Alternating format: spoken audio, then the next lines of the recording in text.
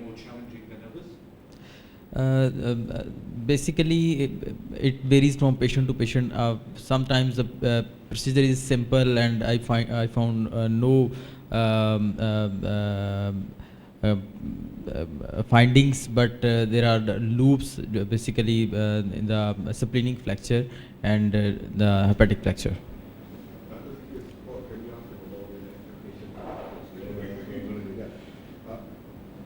What we'll do is give us your experience, because it's important for us in a way so that how much we expect from you.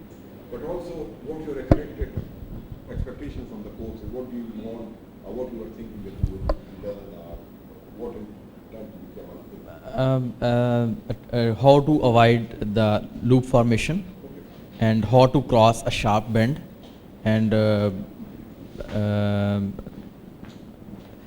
the safe method of polypec. Right, okay.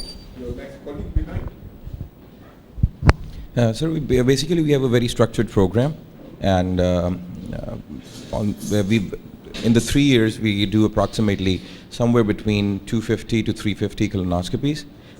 Initially they're observed, directly observed, and then we even get a chance in the last 6 to 8 months we do emergency colonoscopies as well as unobserved. My expectations include something which my professor taught me, to learn anything new from anybody new. He says that he used to skip his and change his centers from where he did a rotation, then he changed his center, then he went to another place. He learned a new thing every time. Sir, my experience in colonoscopy, I have done around more than 100, like 120 maybe, half observed and half independently. And my expectations same, like how to avoid looping, how to do a painless colonoscopy. And yes, of course, we have some problems, especially at the hepatic flexure. So I would like to learn that. I'm doing around 4 to 5 endoscopy a month, and the main purpose again the same, along with maybe the mistakes in this procedure we are doing. So the latest trends we may learn from here.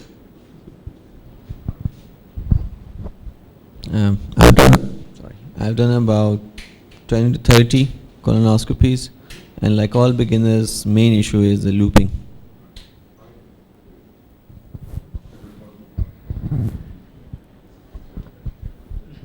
That I have done about 50 colonoscopies under supervision during my training period, and from July now I have not done yet anyone. I am alone here, and hopefully we start our setup then again. And problem is them that loop formation, and also to reach up to cecum. And at their our supervisor with us, so at that time they help us, and we were very easy there. Now there individually I have to think about things and to do procedures. Unlike my gastroenterology fellows, we general surgeons normally don't have numbers in the colons. But as such, because I'm preparing for my colorectal fellowship in the near future, I would like to do certain scopes. So this is my observership status would be the achieving an idea from the scopes, and near future I am retaining SIM, and in the between I am in a training process of doing the scopes, the colons, and we do sigmoidoscopies routinely as a general surgeons, the rigid one most commonly as OPD procedures, the scopes, the proctoscopes, everything we do upper GI, but not as routine the colons, which is normally we send up to the gastrology. But now we are much more contemporary people, so we will near future do the colons now. Right.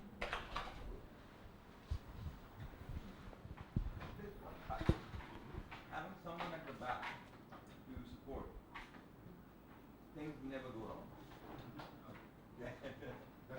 And when there is nobody, like what's happening with me, now that I've gone independent, I have my own unit at the farm. So we tend to run in trouble, and we come back. Well, that's a very relevant point, because it is different if you got somebody supporting you the one stops at you, it will. And that's why we have certain forms of accreditation that before we declare you to be independently safe, normally the medical procedures that are required for that are included. And then there's a summation drops assessment, which is what how we do assessment for doctor director. So there are formative drops assessment. So we do those regularly and then highlight and then there are summative drops assessment, which are done by people who are not your trainers. They're done by other than so independent assessors. Maybe in the same, probably in the same hospital, but not people who are directly training you. So once they are happy that you are achieved that level, then they would sign you off. But still, that does not guarantee that you will not run into troubles or problems.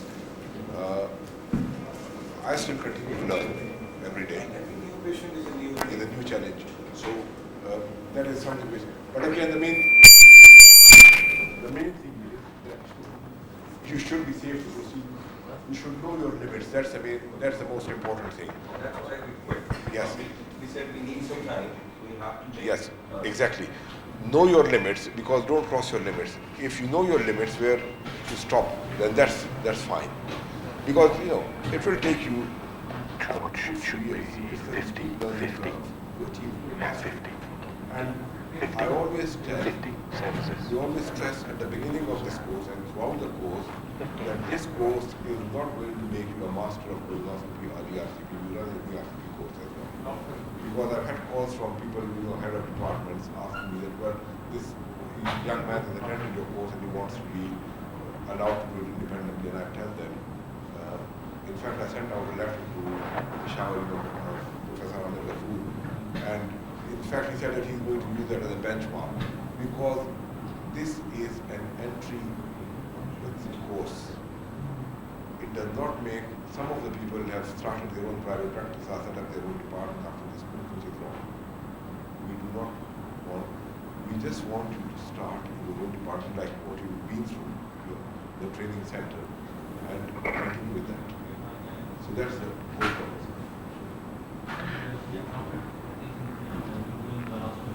Patients with ascites, with the gutters like collapsed, and we have to inflate more air, and patient feel discomfort. It's not anything different. You just look at it. But yes, again, difficult patients always best to let the people who are experienced do it. Can I just ask, How how many of you guys think that the numbers is the most important? We've got a guy here with 20, another guy with 20, somebody who does 5 a month. Numbers, that's what I'm trying to put up. The numbers do not matter. Even doing a number of procedures like 200, 150, we run into such troubles that out of nowhere, a professor steps in, he comes in and he does the very same job in like 2 minutes and he's gone. It's done. And we are stuck there for half an hour. Yes, I think the only important, with numbers, it is important, because if you are doing something on a regular basis, you are better at it. If you do one colonoscopy a month, 2 or 3 a month, then you are not doing enough. So if you are doing something on a regular basis, obviously you will have to make it and try to start doing the whole people regularly. But the important thing is that if you do it properly. So thinking about what Vakar is saying as well, is that we also look at what we should be doing, and this is a foundation course. It's not a polypectomy course. So people who have done 20, if you're doing polyps and you've only done 20, then that's too soon. That's, in my book, dangerous. What you should be doing, and the same as Vakar, you should be getting the fundamentals right, knowing how to stabilize the scope, knowing what to do, practicing with the forceps to biopsy, and then lead on to doing polypectomy. And so the idea of this course is to bring safe principles to your practice. and that's what it should be about. And another thing of looking at it, between Vakar and myself, in the time that we've experienced, we've done over 100,000 colonoscopies. Now, and Vakar is still saying, and I'm still saying, we're still learning. So at the end of the day, that you don't stop learning. And that's the most take-home message you should do when you go away, that we all learn something new. This course taught me something. I've already shared the first course here taught me, and the other courses have taught me other things. So it's very important. But for yourself to come and learn good principles of how to actually pass a scope, that is a major priority in my book. To do polypectomy, that's not really the aim of this course. We will come across some polyps, and we will demonstrate, depending on the skill level you're at, we may even let you have a go at doing it. But the most important thing is to get the basic principles correct. And the idea of this course is to show you that what we teach you, in 9 times out of 10, it's successful. So where you come across a situation where he's still got, on occasions, 50% of the time he's struggling, we want to show you a technique that 9 times out of 10, if applied in a methodical manner, is successful. The other 10% you learn as you experience. That's when the numbers come in. Hello, camera.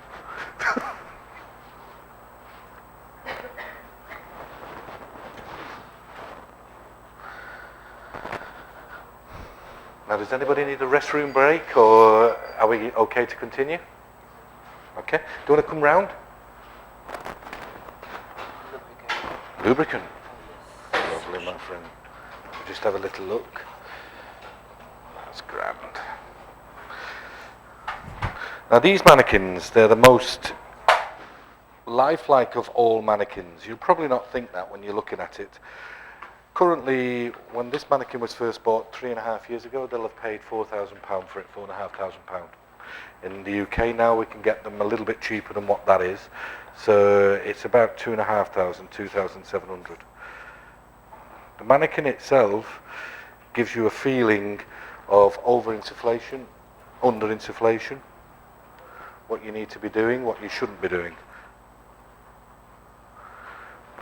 Now, all I've done there is just put a little bit of lubricant in. Now, we've got a standard structure for the bowel.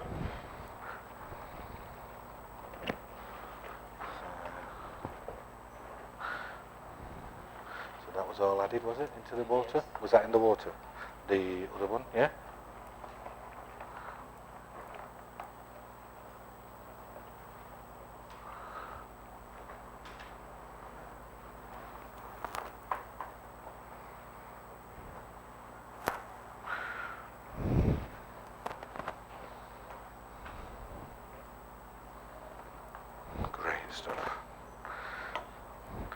Right, what I want to show you is just a couple of things first before we do anything. And standing away isn't going to see, you're not going to see a great deal. So you need to come and have a look. All right, so have we got the scope, my friend?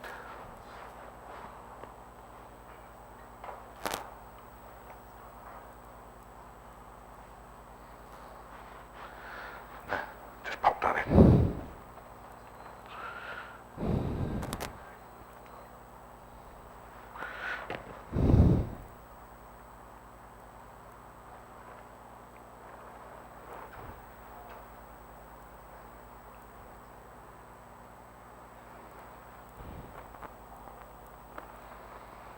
Right. Lovely. Have we got the suction in the air? Please. Now the first thing is what I want you to do is look. So we've got suction on the scope. So suction, it deflates the bowel. Can you see it? Now what part of the bowel deflated first? No, we don't do that. No, you don't. I'm trying to show you what happens in the bowel. So what part of the bowel in this mannequin deflated first? It sticks when you lost the fluid. It's difficult to when you go in with the air. But what part of the bowel, I took the air out, deflated first? Cecum. Now if you watch, put a little bit of air in. what's inflating first? Cecum. And that's what happens in real life. So you go now, and then you put a little bit of air in, a little bit more air in, and what's inflating? Can you see? Is this inflated yet? Has it?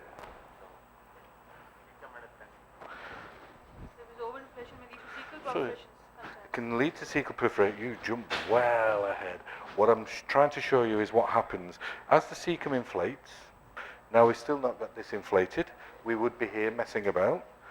We're finding proximally here, that's all becoming dilated. Now we're starting to, and now we're going to start here. Look how much air is this part. What this does, it shuts off your angles. So we're still, now we've only just started to come here, now we've just started to inflate, but we've already got this part inflated. So the idea of using air to see where we go is good, but the air finds its way around here before it finds its place here. So you've got to be careful how much air you put in. That's why we say keep your finger off. Now how long did I have my finger on the button? How long was I insufflating that bowel for? A minute? 30 seconds. So while I was talking to you, I sleight of hand. 30 seconds later, because I was tapping it and doing all sorts, the bowel is inflated. If I continue to do that, then we get, so if I continue, and continue, and continue, look what's inflating. And we've still not got this part inflated.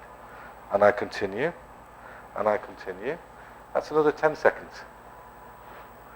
So, see what I'm coming from about the air. So we've got to be careful about using too much air. We've got to use the right amount of air. The right amount of air is only decided by experience. And that's the difficulty. So when we get this actual mannequin to work, I'll take some of the air down, and then we will pass it through.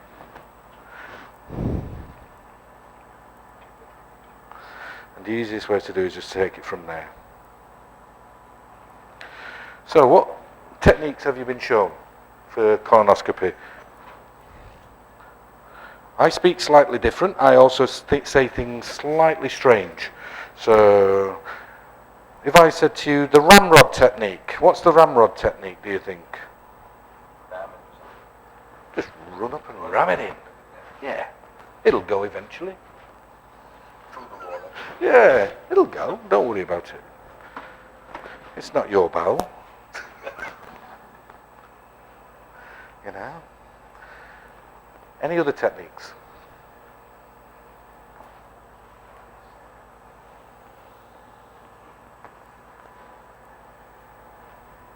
The big thing about colonoscopy is to know how to hold a scope. How to hold a scope. You've done 20. Can we just switch the light off, my friend? Yeah. Brilliant. I give you the scope. Scope's not dirty.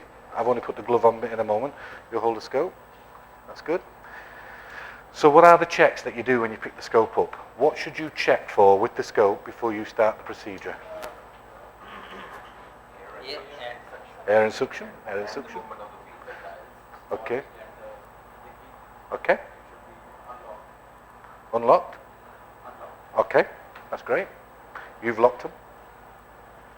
Is that locked? Unlocked? And again, the scope you're using is rigid or flexible, because sometimes we use lots of scopes. You want to have a top, which is a rigidity. Okay. Somebody's have a dual manner. You want to make it flexible. At certain times, you want to make. So you're saying variable stiffness? Yes. So what setting should that be on? Normally, the colon should have a rigid one because it's easy to put in rather than the flexible one. So what are you saying on here? This will make us rigid if you move it. So are you saying to start with we should have it here? Not always, but yes, for certain cups it is yes. To start with? No, not at start. Not Okay. at start. What about here? Start, it's one. What about here? It's got figures on it. 0, 1, 2 and 3. Can you see the figures? Slight flexibility towards fixed completely and no forward movements, right and fro. Okay. We'll come back to that in a moment. So you've got the scope. Anything else you should check? What about How are you going to check that? Absolutely brilliant. What will that do? If that's not a good fitting, if it's not sitting, air will come out. Anything else? Angulation. Okay. So when we're travelling with the scope, where should we be trying to get the lumen? So as I'm going along, what position do I want to see the direction I'm going? So that's the lumen. It's here to the right. Where is the best position to have that lumen? 3 o'clock, and we'll use a clock. 12 o'clock, 3 o'clock, 6 o'clock, 9 o'clock. 6 o'clock? Anybody else? 9 o'clock? 3 o'clock? This is 9, because when you put N, we normally 9 o'clock? Okay, so we've got 9 o'clock. No one's gone for 12 o'clock. Okay? You're all wrong, it's 12 o'clock. Why is it 12 o'clock? If you watch the screen, right, pull that back, it's going across to the left. Can you see it? But it's going up and down on the screen. Now, I'm going to point this down to the floor. Now, as I pull this back, it's going up. So did you know that? That's what it does. So it will always orientate to up on the screen. Yeah? So that's one thing.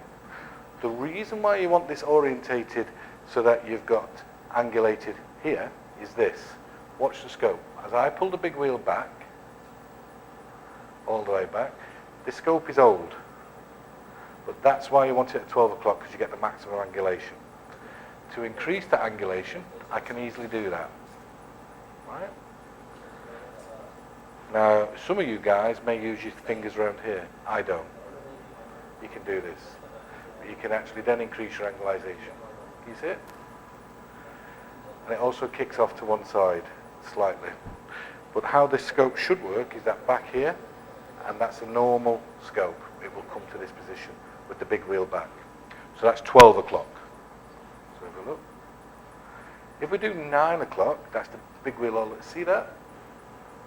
So with the big wheel back, it will go 187 degrees, 189. With the big wheel forward, it'll only do 95, 96 degrees. So we try to keep it so it comes to the top. And your point was about the stiffness?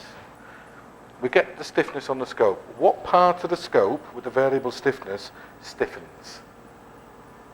So when I twist this knob, what part of the scope stiffens? This part? This part? So you tell me. 0 to 50? 0 to whole length? 20 to 70? 70 to the hilt? Up here? You believe it's the distal part? Okay? Believe it's that bit? Believe it's that bit? You may know because you've seen it last time. Anybody else? Any further? Any advance? Where do you think it stiffens? So let's have a look. That's the scope. Comes round. Comes round. Comes round. Comes round. So the scope is relatively neutral. The actual part it stiffens is this bit. So you'll see now. Now I never bother with 1, 2. It's either on or it's off. 1 or 2, that's a lot of garbage. Leave that to the books, a lot of rubbish. No? Now look at it. It's coming to the sigmoid. See it? And it's that part that stiffens. And that's because that's the part in the sigmoid that's looping. And when you apply it, you want to be able to keep it stiff and straight. Having it on stiffness before you go in, I take it you're a surgeon. That's a surgical technique.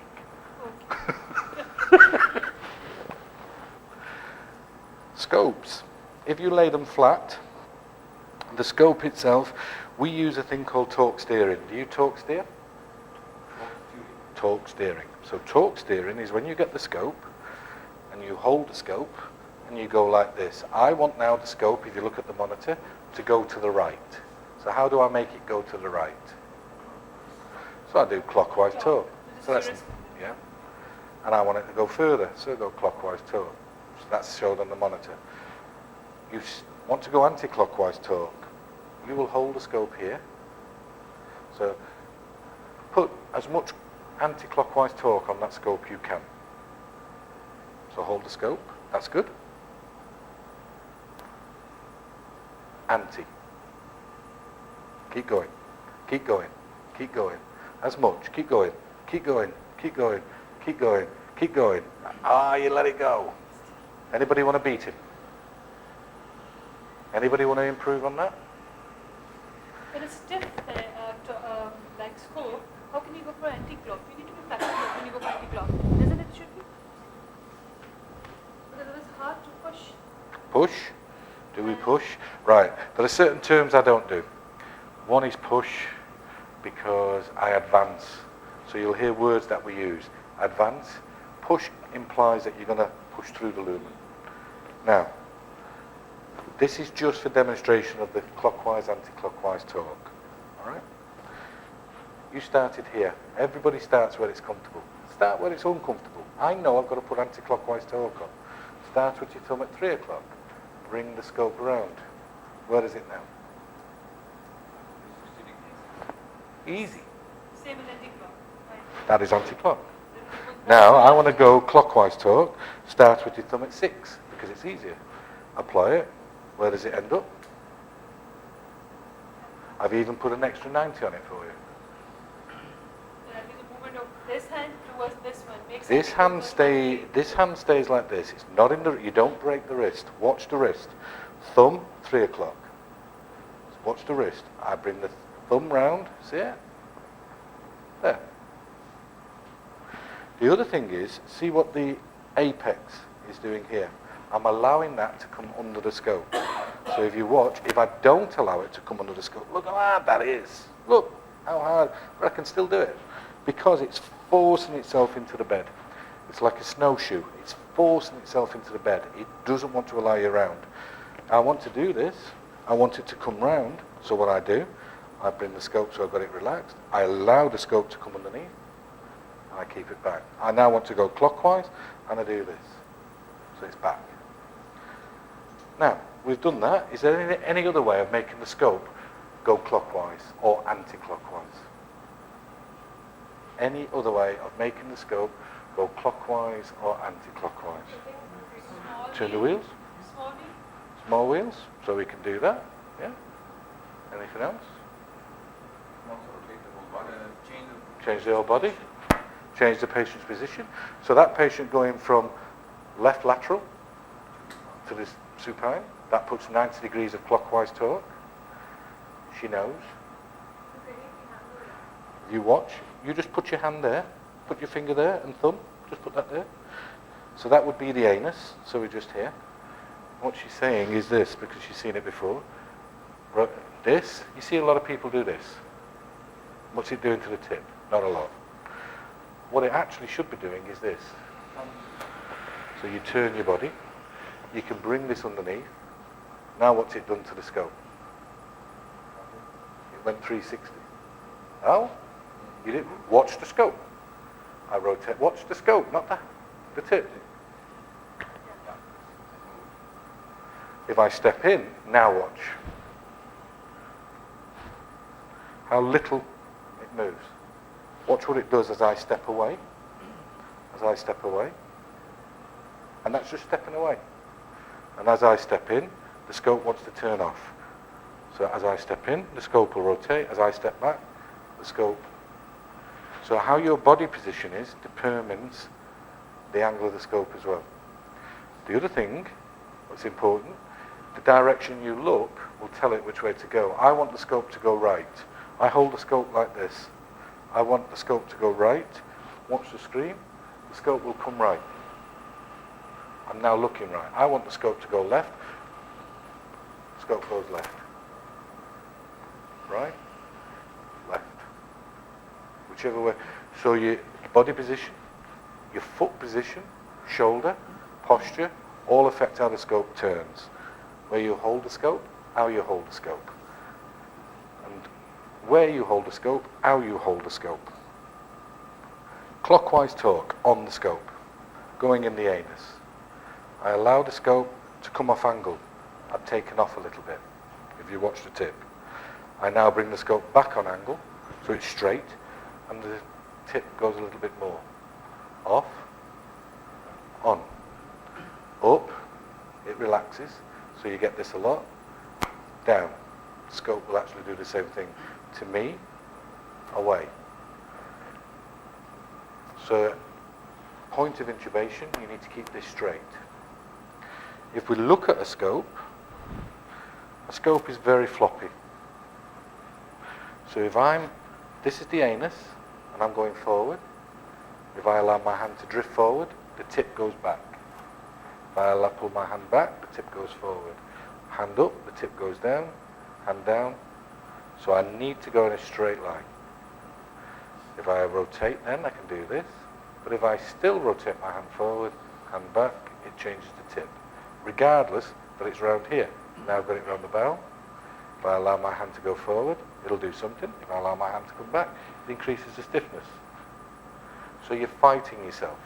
So you've got to be aware of what the effect is out here is on in there. Does that make sense? Anybody want to go back through it? Do you want me to revisit it? Okay. So in rotating a scope, you don't just have to go this way. Okay. You can do this. And it's buttons to the floor, buttons to the shoulder. Watch the tip, watch the numbers. As I step away, torque increases. As I step in, torque comes off. You guys, because you're new, done 20, you'll do this. And the tip comes off. Watch the tip. So you keep the torque on, and as you lean forward, because you're putting anti-clockwise torque on, because you're focusing. Body position is important. Be proud, stand up, shoulders back, advance the scope. It goes down, that means it's going towards your right side. I just keep the scope here so it's relaxed. So as a result, I can rotate the scope. If I want the scope to go anti-clockwise, I rotate the scope to the floor, just let the hand drop. If I slowly bring up the scope, no movement in colonoscopy is fast. Just nice and slow. That's that. But I don't even have to do this. I just have to turn my posture and the scope will go. Yeah? So, let's have a little look.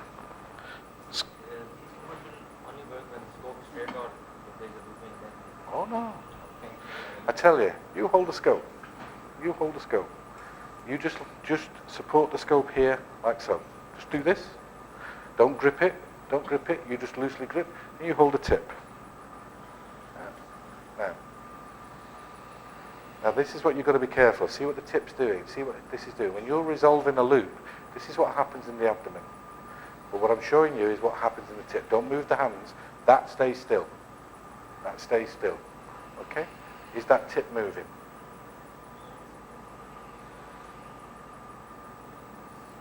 Yeah? But so is this. So when we come to talking about loops, right, that would hurt. Coming back, I want to resolve the loop. I then do this and I keep it there. I'm keeping it shorter, smaller, and I keep it short. I don't occupy a lot of space in the abdomen. So when I'm resolving a loop, and it's actually a little bit further than soon this, I don't really want to do this at the moment, but when I'm resolving a loop, I know which way to resolve the loop. You hold the scope. You hold the scope. No? Lovely. Hold the scope. That's grand. Now, which way are you going to turn the scope? To resolve it. You turn the scope to resolve it. How does that feel? Ah! Go on, do it again. Straight, probably. So how are you going to resolve that loop? Resolve it. Go on, resolve it. What would you do? How would you know which way to go, first of all? You can tell because you can see it. We've got scope guide here, so we know which way to go. What else can you do to know which way to resolve it? Okay.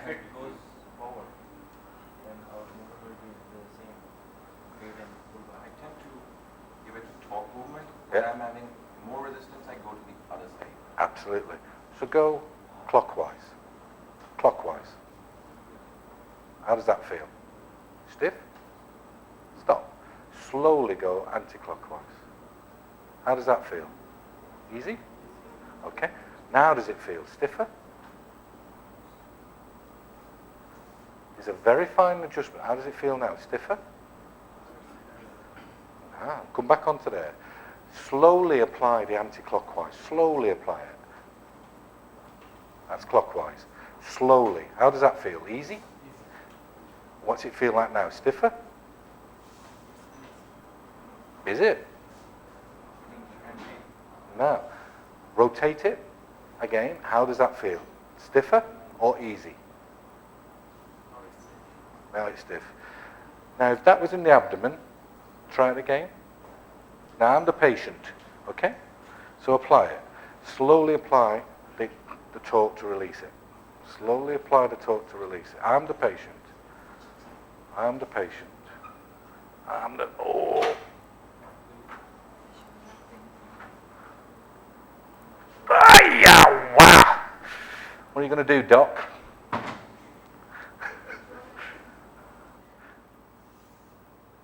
Make up the mind, Doc!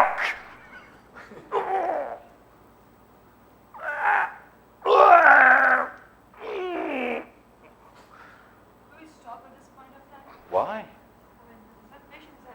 Okay, let's show you. Hold the scope. Right? He doesn't want to move now, he's froze. So we've got the scope. We draw the scope back. Okay, I know that's a little bit tight. I let it off. Now it's time to get stiff. I take the scope back. Ooh. Put it back on. Off. On. Ooh, it's getting stiff. Take it off. Ooh. Take it off. Take it off. Take it off. Take it off. Take it off. Take it off. Simply taking off makes it loop resolved. Yeah, but I take back. I step back and I allowed it to come back. What I didn't do, I've got a loop and I did that. See how much space that occupies now in the abdomen? And that's what we do. We go, your torque, okay, anti-clockwise or clockwise torque and withdraw. I've got a loop. Okay, which torque are we going to put on? Stiff. Anti-clockwise. Aye! Back. Look how much space you occupy. Because you just go on, off. So it's on, instead of, see how much space we occupy? If we come back, stiff, and then we come back, see how much space we're occupying? So we're not stretching the mesentery as far. So we're going to reduce the amount of pain we're going to cause. You want to learn painless colonoscopy. I'll tell you now that there is an expectation of discomfort. There is an expectation of pain. If we do this, you are going to give pain. If we do this, we're going to give discomfort. The difference between discomfort and pain is that you're not causing so much that you cannot complete the test. Pain is what they expect. If you manage the first sign of discomfort, sorry, was that uncomfortable? Yes. Right. How does that feel now? Fine. Allow the patient to feel that they've got a little bit of control. Yes, he's listening to me, he knows that when I get a little bit of discomfort, he'll do something about it. Years ago, I used to teach, cause a patient a little bit of discomfort right at the beginning, on purpose, and then resolve it, to show the patient you're going to actually listen to what they're saying. I don't teach that no more, but it is a very good trick.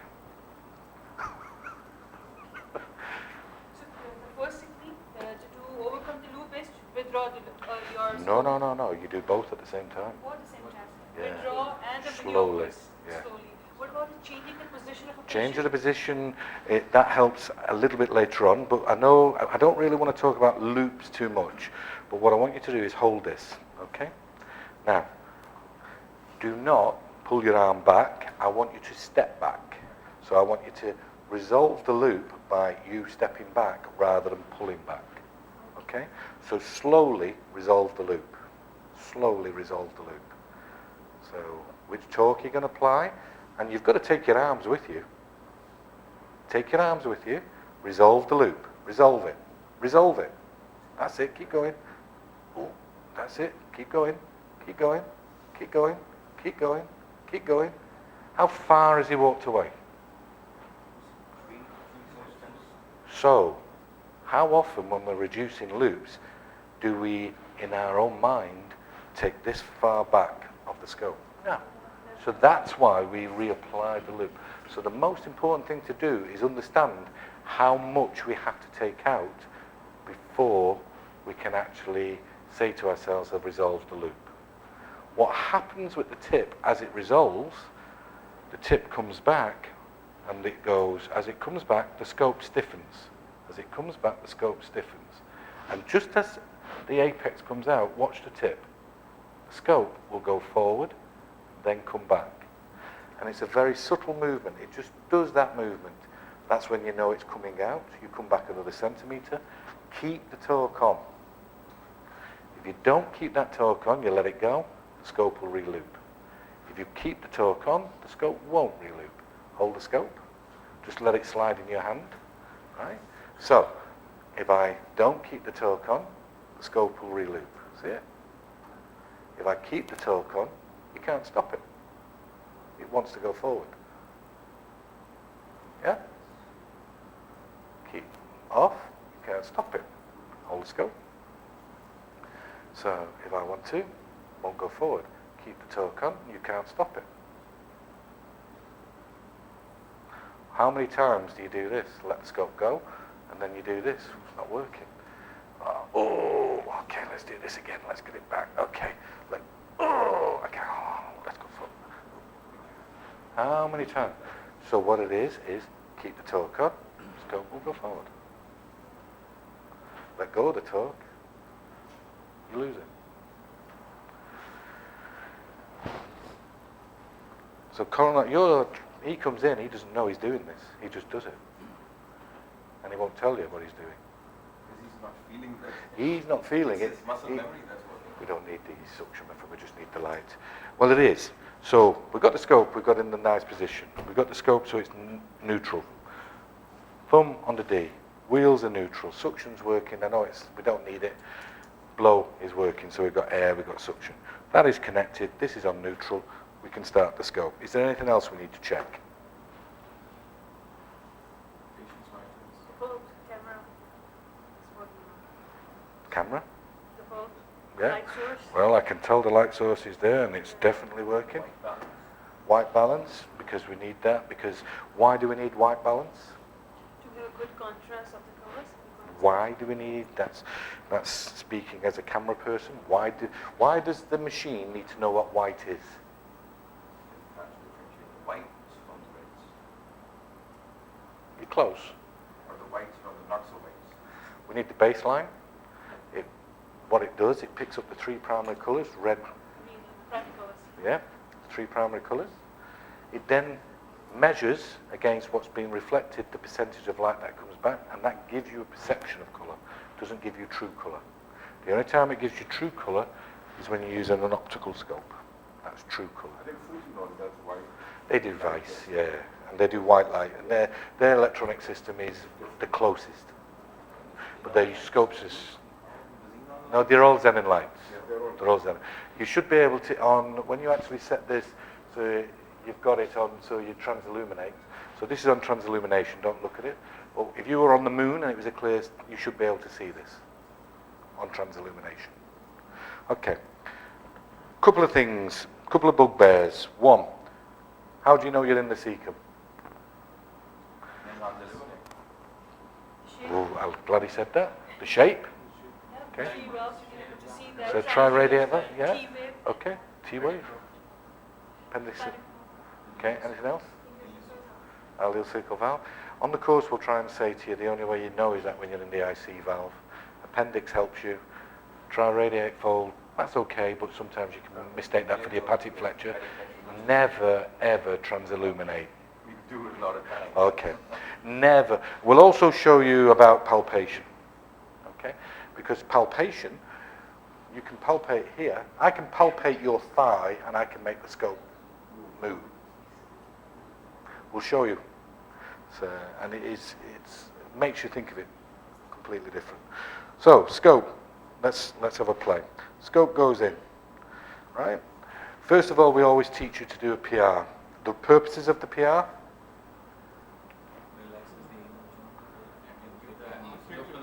Relaxes anal tone. Certainly wouldn't relax my tone. Someone sticking a finger up my bum, I tell you. So, anything else? No, that's bear down. No, I'm doing a PR. So before I start the procedure, I do a PR. So what is the purpose of the PR? Check the bowel pressure. One, check the bowel prep. That's fine. Like acute fissures. Fissure, I should see it No. before I put my finger in. 90% of the lesions are within the reach of the index finger. Are they? You must have long fingers because 70% are in the sigmoid. Lubricate. The idea of it really is to lubricate. The incidental finding of little things and lesions, yeah, you can feel them on the sweep, but the main purpose of it is to lubricate and give you an idea of the direction. That's the purpose. So we start off everyone with a PR. Now, PR. We put, yeah. Say if you're happy, I'm just doing this as what some people would do, not the way I would do it. So PR, this is the patient. Was that acceptable? Is that the way you do it? How would you? I use my little finger because it's a mannequin. I wouldn't. You get your finger lost in there. Double gloving, okay. So double gloving. So double gloving. Anything else? Was that acceptable? Except for I didn't double glove. Anything else? Yeah, that's no problem. I don't do it. I use the same hand. I tend to use, and I put gel on my fingers. I spread it everywhere. No, Yeah. sedation. Sedation. That's before I even get to the patient.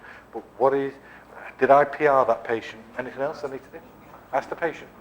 Anybody on this course who's got hands on who does the surprise PR, like what I just do. Yeah. Do you see what I'm saying? The surprise PR is out. Surprise, hi. Yeah, so. Now, what we want you to do is enjoy yourselves. That sounds really weird when we're getting into do this type of thing. But learning should be enjoyable. Okay? So we've got the scope off here. Scope goes in. I look at a monitor. Can you see where the screen is now? Can you see where the lumen is? Yes.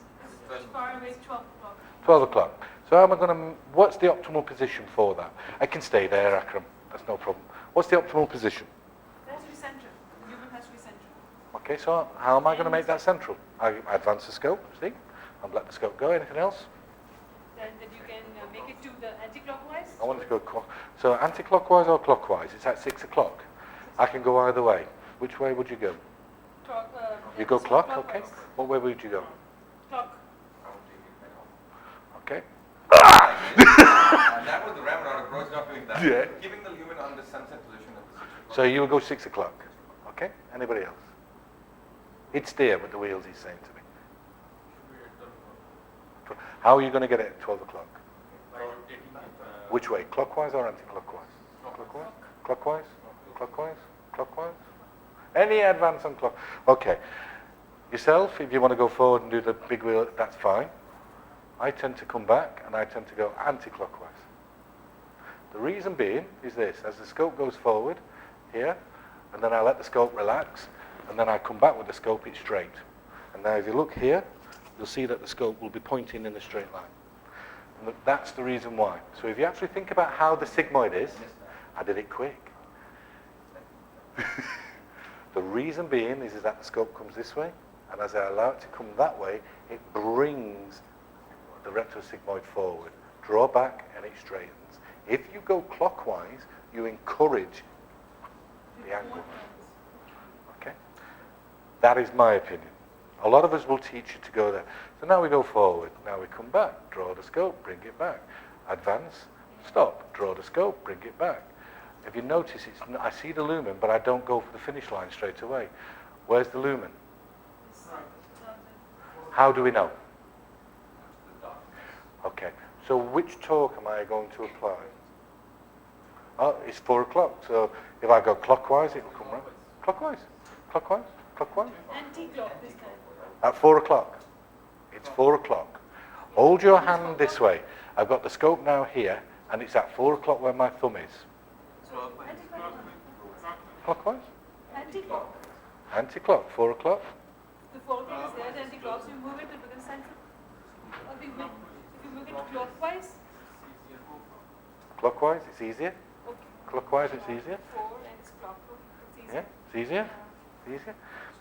You're too easily swayed. Is No, that... no, no, I can get your answer. I thought it was a 4 o'clock. Make it anti-clockwise. It is and anti-clockwise. More force to apply comparing to the clockwise. Force. But Oh! again, no. You're a surgeon. No. Now look, as soon as I applied the anti-clockwise and the scope is relaxed, the scope goes forward. I now draw the scope back and I let the scope go forward. So it's again, anti-clockwise is easier. I did anti-clockwise. Come back and I'll let the scope go forward. Clockwise now, let the scope come back. Let the scope go forward, let the scope come back. Let the scope go forward, let the scope come back, let the scope go forward, let the scope come back. Now I'm finding it a little bit difficult because the mannequin is a bit stiff. Put the patient on the back because we're at the splenic flexure. How do we know we're at the splenic flexure? We never translaminate. How do we know we're at the splenic flexure? Several reasons. Well, several reasons we know we're at the splenic flexure. One. First sharp bend? No, we've done the sigmoid. That's a sharp bend. Use your bluish area. Bluish area. I can show you a blue area in the inferior mesenteric artery that comes out at the sigmoid. Usually it's come at 70 centimeters. 70? Oh, you're a measurement man. Okay. First loop. If it's loop, then it's not, measurement is not going to help. Okay, so forget measurements. I can be in the cecum with 40 centimeters. He can be in the cecum, in the terminal ileum at 55, 60 centimeters. Easy, not a problem. Very easy. So measurements mean absolutely nothing. Okay? How do we know we're at the splenic flexure? Shape? Shape. Right, so it goes more we call Toblerone. You don't have Toblerone? Yeah, triangular. Okay. Anything else?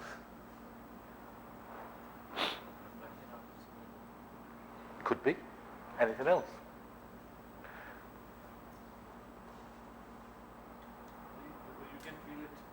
Can feel it. If you can, ooh. I'll stick to him scoping me. Okay. If you can feel it. Okay. Anything else? What other structures are close by? Spleen, we've said, he's already. Sternum.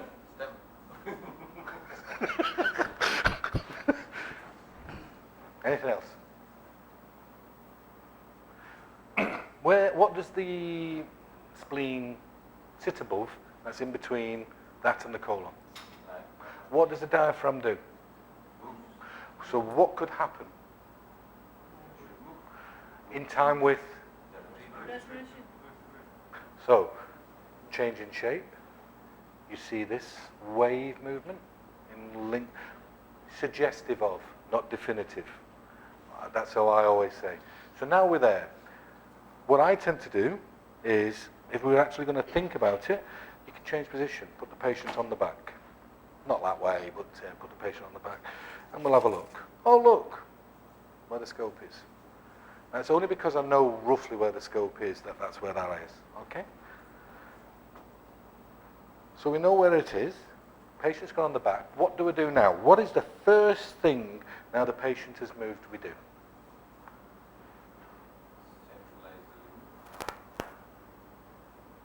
Done that. Withdraw.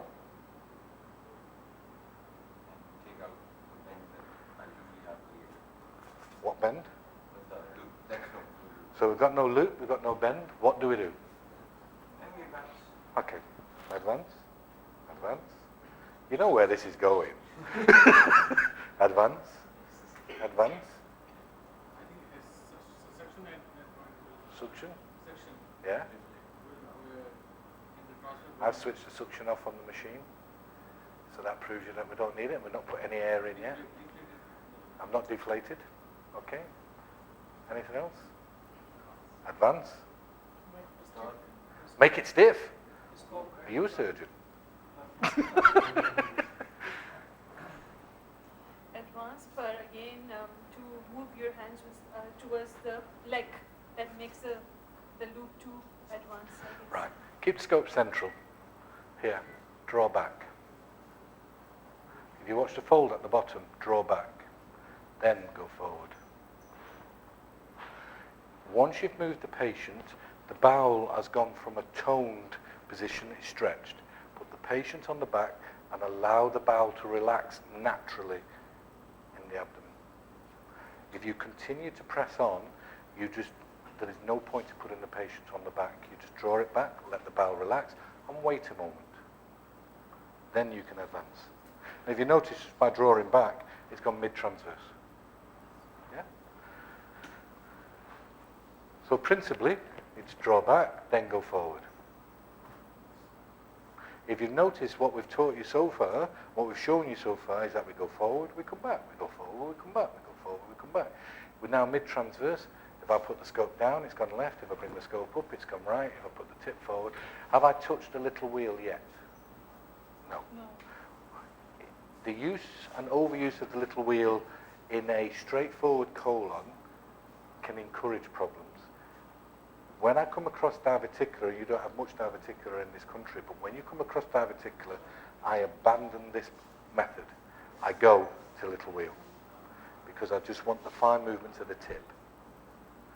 But when you're using, and diverticular also, by rotating, causes this part of the bowel to stretch and move. So that's the diverticular cause it to be a little bit scarred, strictured, and fixed. So it becomes more of a problem. Okay? So we draw back, and then we advance. Now, clockwise torque. See how I'm keeping the scope in a straight line? Draw back, and let the scope go forward. Anti-clockwise, lifting over the fold, big wheel forward, let the scope come back. Now, roughly, where are we? Judging by what we've seen. Approximately. So how can we open that up?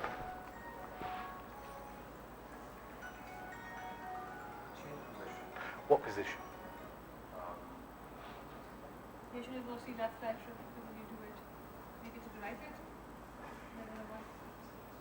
Or maybe the Tell me them all. So it could be. Which one? Be definitive. Left lateral, right lateral, supine. we do in left lateral position when Okay. you put especially Left lateral. the colons we normally do in left lateral. You just continue. If we have a hindrance, we make it right lateral. That's what I'm saying. But we come to the hepatic flexure. What would be the optimum position to have the patient in to actually go through and pass the hepatic flexure? Right? Okay, let's just have a look. So we're looking at it. So, right, what happens to the bowel? Falls down. So that can collapse this fold. The right lateral, in all honesty, is the best position to have the scope in when you're trying to get through the sigmoid, because that allows the sigmoid to drop across. Right lateral. Yeah. To get through a very difficult rectosigmoid, because of how the rectosigmoid works, it's often better to have the patient on the tummy, on the front, because that supports it. So if you've got a very rare occasion that you're struggling there, put the patient on the stomach. But if you were to stick to what is advised, intubate left lateral. If you find the sigmoid difficult, right lateral. Traverse up the descending colon, right lateral. Supine to go around the splenic flexure and across the transverse colon. And then right lateral for the hepatic, because that then forces this part of the bowel to drop down. Yeah? So then we come here, and then you can see it opens up. I've drawn back as before, and then you can go forward. Clockwise torque, anti-clockwise, go forward. Now you can see there that the sigmoid is probably getting a little bit stretched. I can feel it, because now I've put more scope in than what I want. I allow the scope to come back. I keep the tip central. If you do not keep the tip central, the scope has got nowhere to run to. So what I'm saying to you is if I'm facing this wall and Akram is here, right? I cannot go anywhere despite I want to.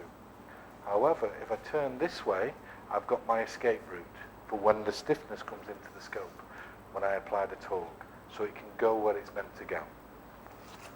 So we look and we see. Can you see the scope? Can you see where it is? And it's coming around. Yeah? So it wants to come round. We're not aiming to get to this part, because that's not the cecum. The cecum is about here. So as you can see, it wants to come round. So what we've done so far is look at how the scope is positioned, look at how the scope sits, and then we draw the scope back.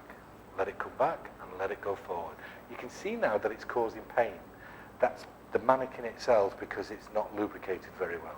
But the scope will actually go forward if you wanted to. You can place stiffness on if you wish. And then the stiffness, in my book, is when you withdraw the scope and apply it. Now the mannequin is not very well lubricated, I must be honest. And I'll make sure it's better for you guys. So, as it goes, see it? Go forward, keep the torque on. You see that then? Keep the torque on. And it stops that occupying that space. Yeah? Let the scope come off, torque, let it come back, and keep the torque on. Come back, so all the time. And then the scope will actually find its way. Let it come round, and then you'll see it. As it comes back. Now, how do I know where the lumen is? You say there? Anybody else? 11 o'clock? So it comes up, we've got it.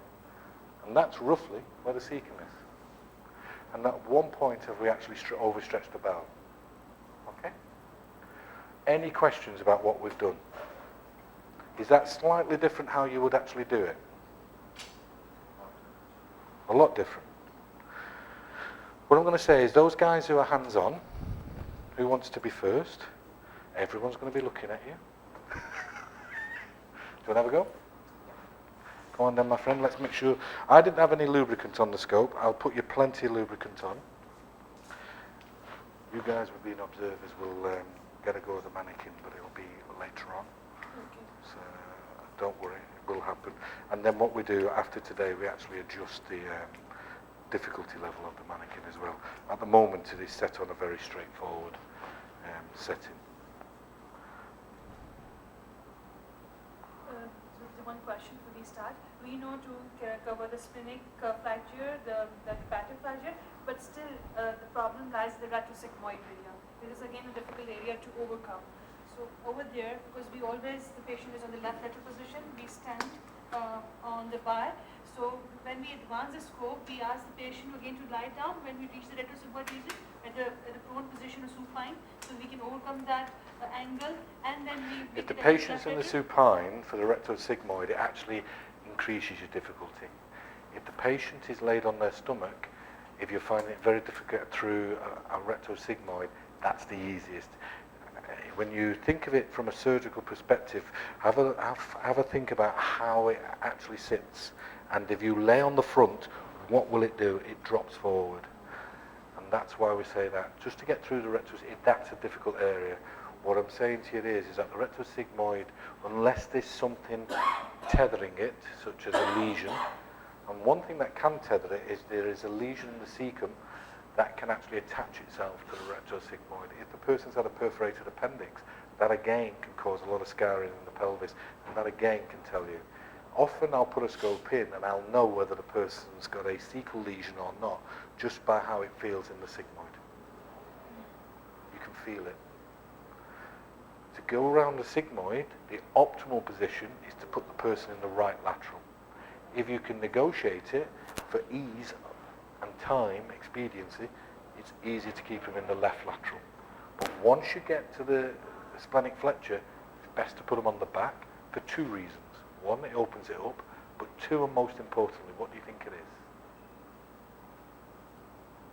Two more reasons. There's one more most important reason to put the person on the back.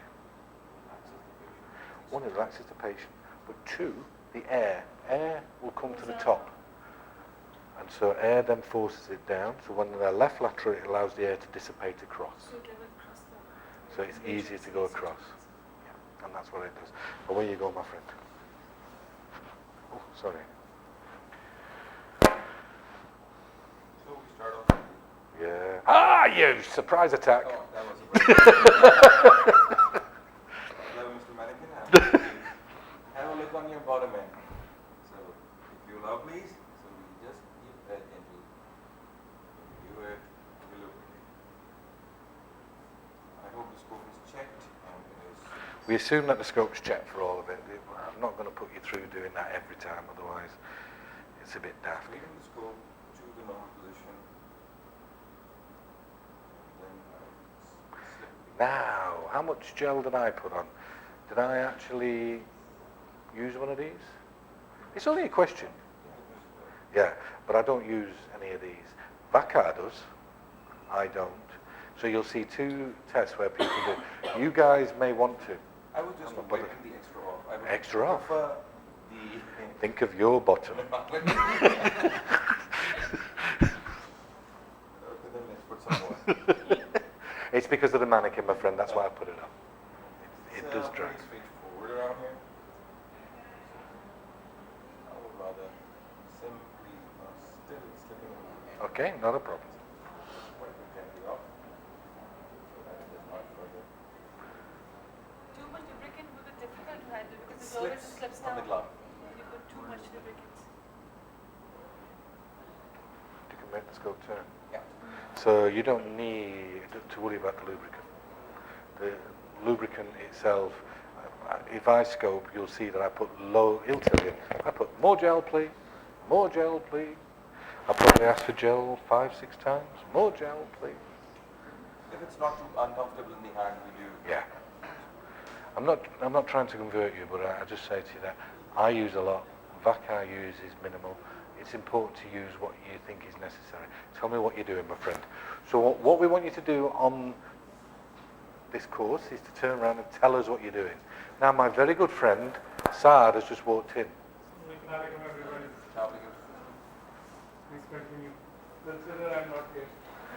That's very hard, seeing as he tells there. And he fills the room with his presence. And he's looking at you. I would rather make it more nervous. Which end is for the rotation? Is the left hand or the right hand for the rotation? The rotation, you use both. So which torque are we going to do, my friend?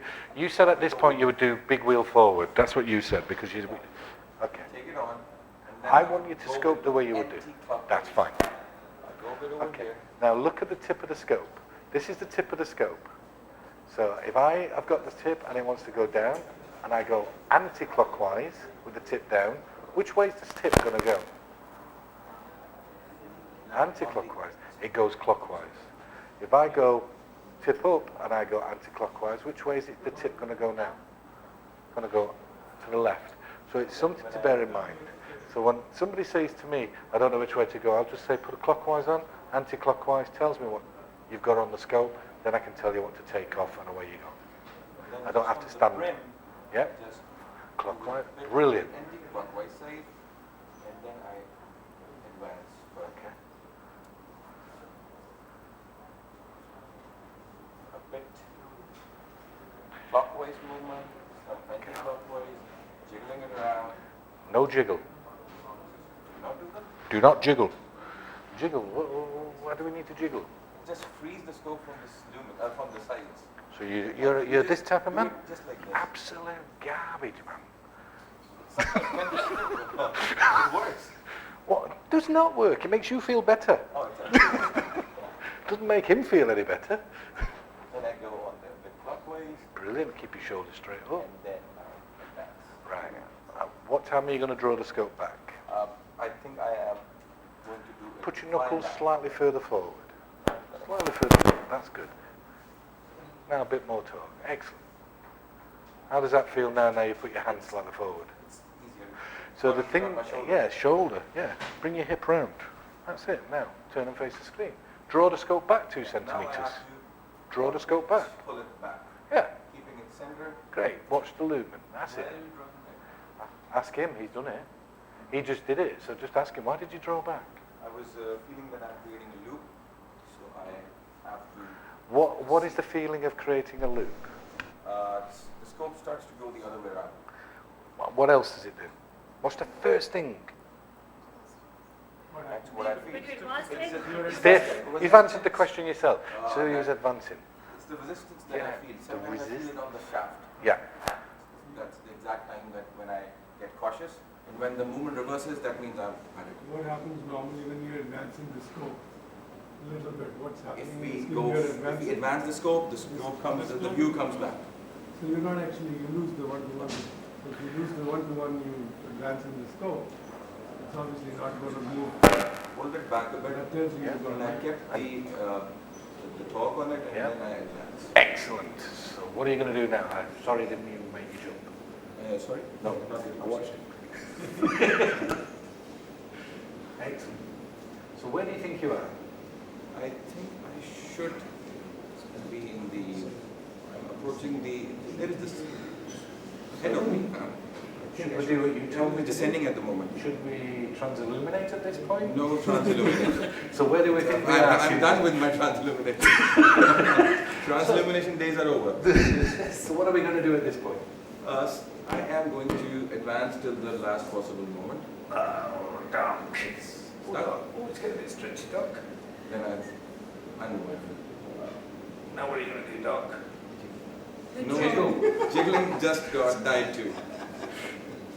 Let's go. So, pause. Put the scope down. Put the entire scope down. Let it go. Let it go. Yeah, just put it down. Let go. Go. Let go. Let go. Relax. Have a look. We've got a scope guide here. You probably haven't got a scope guide. Have a look. Scope guide will tell you what Open it up. Yeah, open them up. Have a look. Where do you think you're at? Splenic. Splenic. So, you've got Doc. What's going to help you a little bit at this point? Then I'm going to turn the patient. Okay. Why? So that the air moves up, the gravity effect pulls the transverse colon towards the back of the head. So that it does, it sits it down, and then the air can actually spread out a little bit. What else happens? And the gut moves towards the back. And then what are we going to do with the scope? The first thing you're going to do when you pick up the scope next, what's the patient's rotating?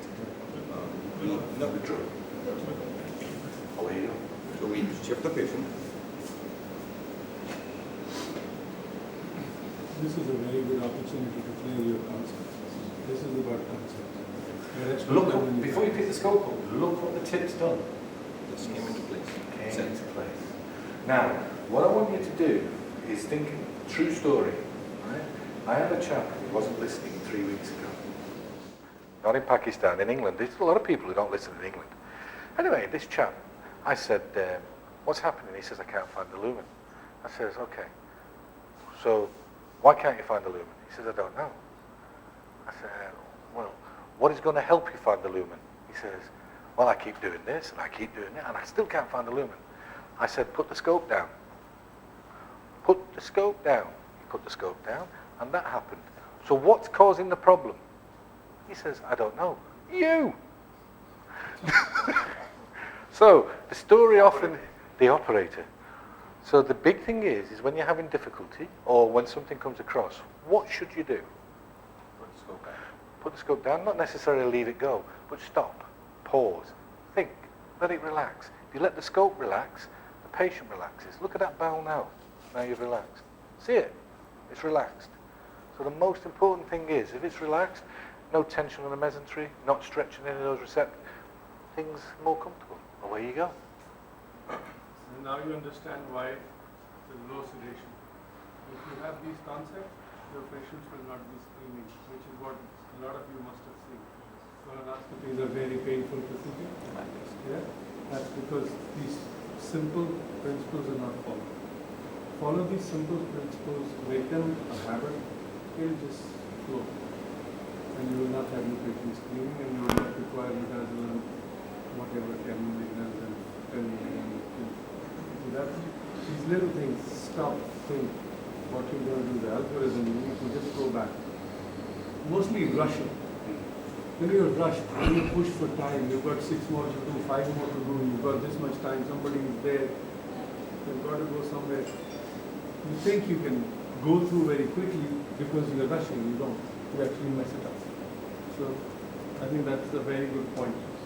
Hold back. If you're going to cross the road, what do? We look right to the left, and then when nobody's coming, Never happened in Pakistan, you'll still get knocked out. So you look right, it's safe to go. Look left, I mean, it's unreal because they could be coming here, they could be coming behind. But you look right, you look left, then it's safe to clear, you go. But you don't stop looking right and left. You take a cautious approach. So you don't just go, walk straight out. And that's the biggest thing about colonoscopy. Be aware, take on board what's happening, and react accordingly. If you have to stop, stop. let's go back up. Excellent. Even come Good man. straight back. Now taking in lumen, I will withdraw. Good. So watch the actual folds. See the folds? Stepping away. Now that stepped away nicely. Now go forward. You will Now find I that the keep mannequin. tension in Yep, that's excellent. torque. So he's While keeping it feeling in. the torque, I push forward. Yeah. Advance, not push. Yes. I think we're stuck. It's the mannequin. It's very rigid. We'll have to put some more liquid in. Jiggle it? Do not jiggle That was a joke. it. I know you would. Good. Good. Good. Now, where do you think you are? That's the padding. Okay, let's have a look. We've got scope guide. Let's have a look. So, how are we going to negotiate the hepatic? Return the patient. Yeah. Again. Away you go. Crack on.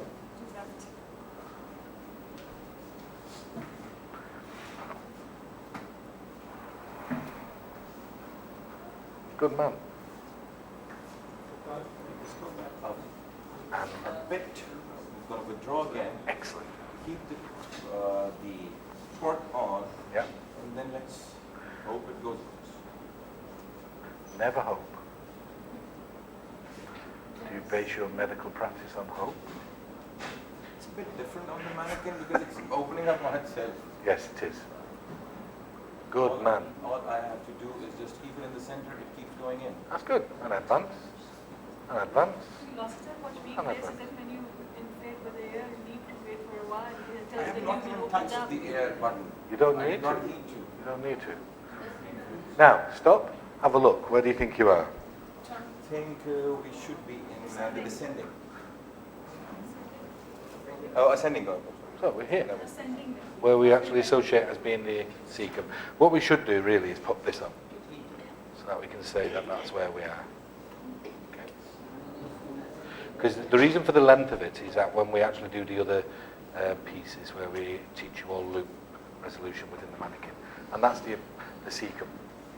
Okay, that's the reason for that clip. So you've got there. You're happy?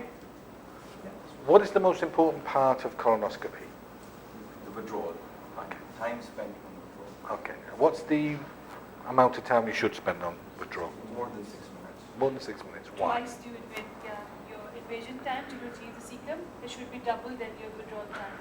It took you half an hour there, so you take an hour to come back. But exactly, but this is what the VA have got. Normally it has 6 minutes. We have done colonoscopies in excess of 2 hours. Sometimes That's 4 hours to on withdraw. the way back.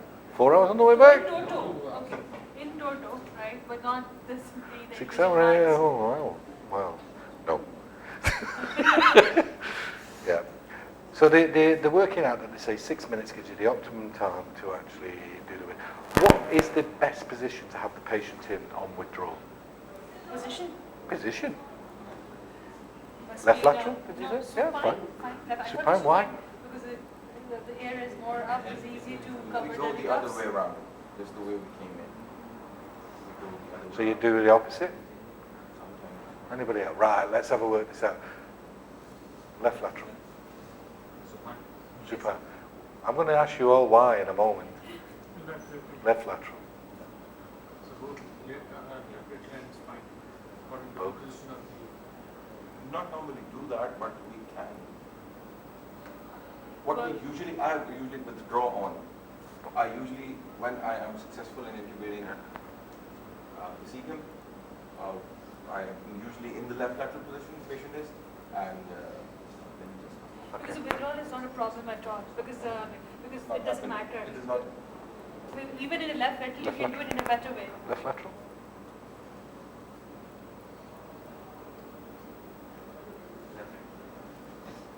Okay. What do you think will happen as the scope comes up the ascending colon to the hepatic flexure? From the ascending colon to the hepatic flexure, and the patient is in Which position? Left lateral. So here I am. There's the scope coming back. This is it here. This is the bowel as it comes around the hepatic flexure. It falls down. Okay.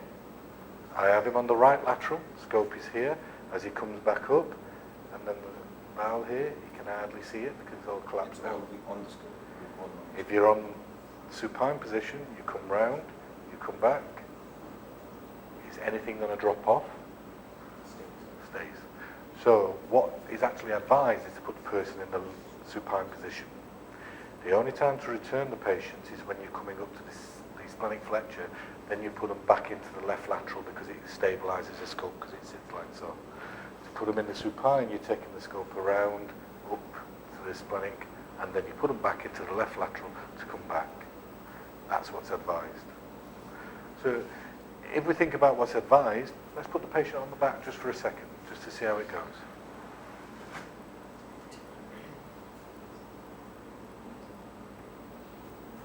Okay, so what's happened to the lumen? And we haven't done anything with the scope yet. Okay. There you go. Now you pick the scope up, the lumen. That's what we usually do is that by the time we have inflated so much, this is the time that we deflate it. Yeah. We see, when we've seen the particular segment, then we suck the air out to make it collapse. Okay. I tend to leave it in. And then if I only take it out, go back in. I'll come back 15 centimeters with the air in. I'll go back 5-10 centimeters, take a little bit of air down, come back 15 centimeters, go back in 5-10 centimeters. That's if I want to take the air down. But if the patient is tolerating it, I leave the air alone. I don't mess with it. If the patient does not have a problem with it, we Just leave it be. Leave it be. How many people use CO2? Normally we thought you always, when you come out and you don't suck the air, collapse the lumen of the colon, so patient will not have discomfort after the procedure. That's what we thought. I know, but what I'd say, if without the air you can't see. If you come back and then collapse it, you've then got to put the air back in. And what have I shown you that actually inflates first? We see, Yeah. then we collapse. But how are you going to see what's here? Because you don't just suck here; it collapses behind you as well. Then you put the air back in to see what you've seen, but you actually are inflating the proximal part of the colon again, just for this part. So what is the point in doing it if the patient is actually tolerating it? Just take the air down just a fraction, and then, yeah? Not completely collapse. So you come back, and just come back nice and steady. So for the purposes of this, the mannequin, we don't need to do a proper examination. For the purposes of this, is to get you to the cecum. The purpose of the colonoscopy is to get you to the cecum, but then to start the test. So the mannequin, the idea of this is to get you to the cecum so you can start the test. Later on, we're going to have the patients, so we will then show you how to do accurate colonoscopy. So you've done, you can take the scope straight out, my friend, so we can pass over to one of the other guys. Just take it out. So what we've done, so if I was to revisit what you've looked at, what you've done, you've looked at how to change of position, you've looked at how you've held the scope, you've looked at not just jiggling it, you've Not doing transillumination. not doing transillumination, And poking? poking. Having the secret. Oh man! Well, I'm going to show him on a patient when I press the thigh. I'm sorry I wasn't here this morning. Normally I actually tell you guys, first I'm sure they already told you. This has to be a very relaxed thing. Fortunately for you guys, none of us are professors. Okay? So we don't have those attitudes. And I say that in front of them as well. So it's very important that we interact. You will That's get where our most of weaknesses it. come out. Yeah, you need to be you need to be, really active, proactive, keep asking questions. That's when you're going to get most of it. There's a problem with my friend's accent. Sometimes you don't understand. If you don't understand, you stop. I'll listen. You say, Paul, please. Slow down. Sorry, slow down. Didn't understand. Can you please explain? We are here in case you don't understand something. If you want more clarification, we'll let you. So, but these 3 days should be fun for you. This is not about course, certificate and all that rubbish. This is about learning basic principles which hopefully should make you a good colonoscopist. Okay, so that's the whole idea behind it. So just relax. He'll keep pulling your leg. That's what he does all the time. And so just chill. Who wants to be next? Sorry. So we've learned that the intubation, the procedures, when to pull and when not to leave the top, and the patient's position at the optimum time. When do we change it? And for me to know what you're doing, I don't have to stand and watch you. Now, what is the most important thing? If I was actually to look at you, this chap's done some. I can tell he's done some, and but if I was looking at you, what is the most important thing you should watch when he was scoping? What was the most important? His body position. Okay. You answer. What's the most important thing? If I am observing someone, I would love to see on his wrist, on the right hand. You'd like to see the wrist on his right hand?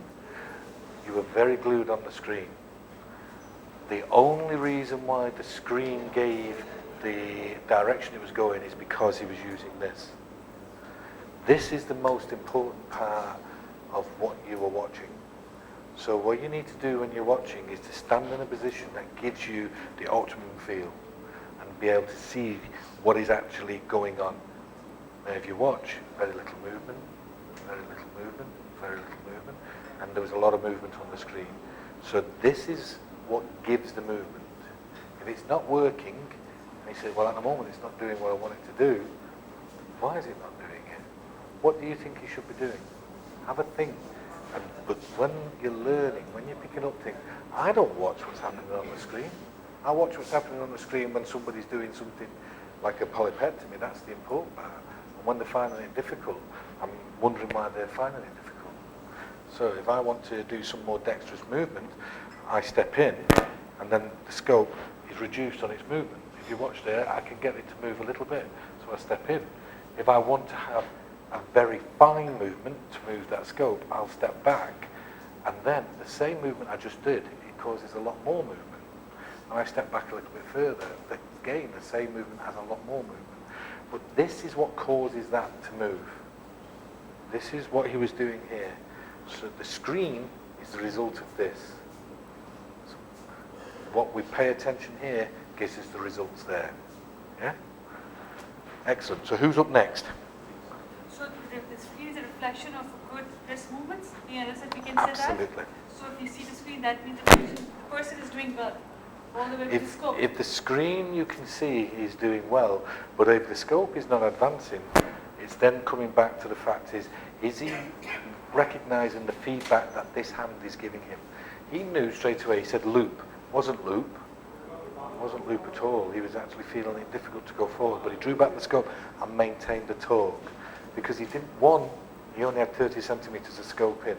And no one on this earth can have this as a loop. No one, unless you're in the rectum. And he wasn't, he was in the sigmoid. What he can cause is, we start then going into the realms of end loops and all this type of stuff. How important is it to know, before we start, if it's an end loop, alpha loop, reverse splenic flexure? How important is it? Is it important? Yes or no? Is it important? Yes or no? Is it important? Yes or no? Important? Yes or no? Is it important? Yes. No.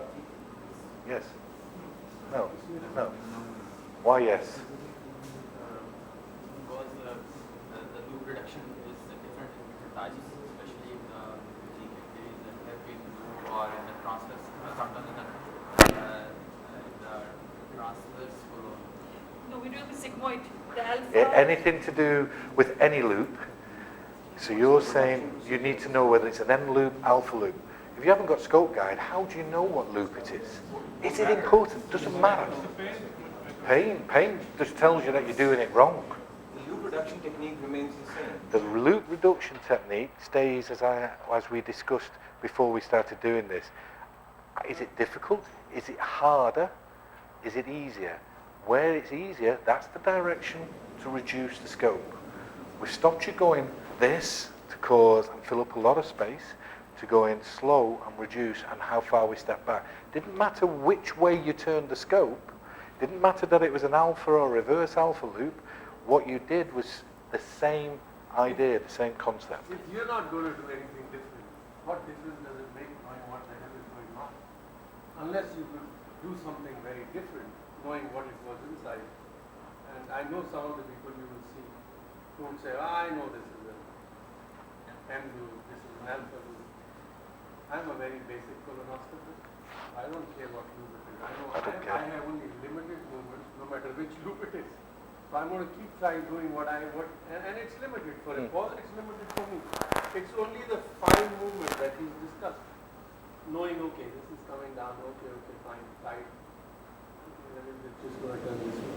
And it's the guidance is coming from that scope. That actually tells you what to do quite often, which we don't listen to. So, especially when you're learning, you read those books, this has got to be happening. And I don't know you remember two things.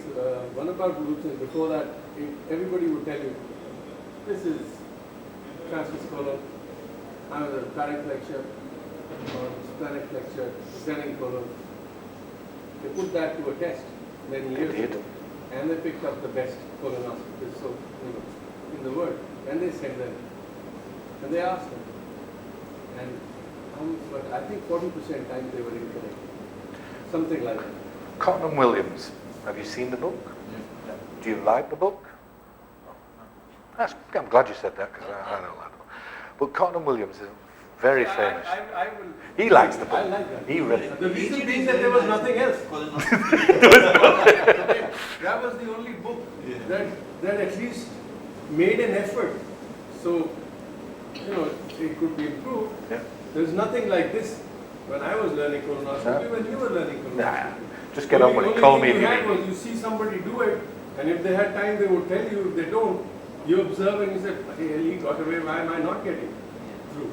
So, that is, but for the time, when we did not have all these training programs, you had nothing else except Cotton Williams. But when you read it, even for ERCP, even for other things, and I look at it now for ERCP, I think it's why did I like this book? But Christopher Williams is a very, very famous. So you look at the book and you look at his reputation. He's a good man. He's got a very good reputation. He jiggles. He did? No, he does. Or he did. He's retired now, but he jiggles. He's a jiggler. Right? When they were actually perfecting Scope Guide, which shows you all these loops and this, he says, I am now in the transfer. He was in the sigmoid. He'll freely tell you himself, he didn't know where he was, and for all these years he was making it up. There are two places you know where you are when you're colonoscoping. Where are they? Rectum and cecum. All the rest is made up. All made up. Doesn't matter. Away we go, my friend. After explaining the whole procedure and informed consent, Mr. XYZ, I would like to examine your anal area. Yeah. No problem. So no one's going to do any surprise attacks. Take a deep breath.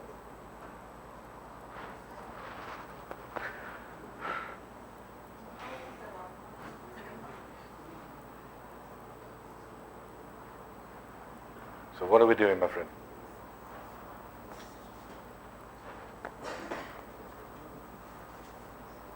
Now, what happens is it's easier when teaching chaps because I will put your feet in the right position. I will turn you around. Ladies, it's a little bit more difficult, but I've given up, so I pull your clothes. But it is important. So what are we going to do, my friend? Move my scope in anti-clockwise. Excellent.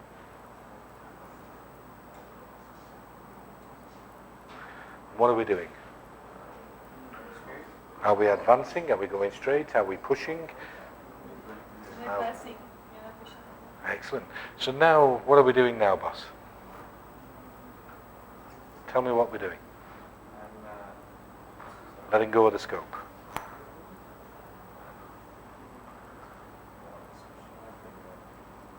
Tell me what you're doing. Reversing. Right. The most important thing is when we're doing this, you need to let us know what you're doing, because there comes a point where we'll say, stop, pause.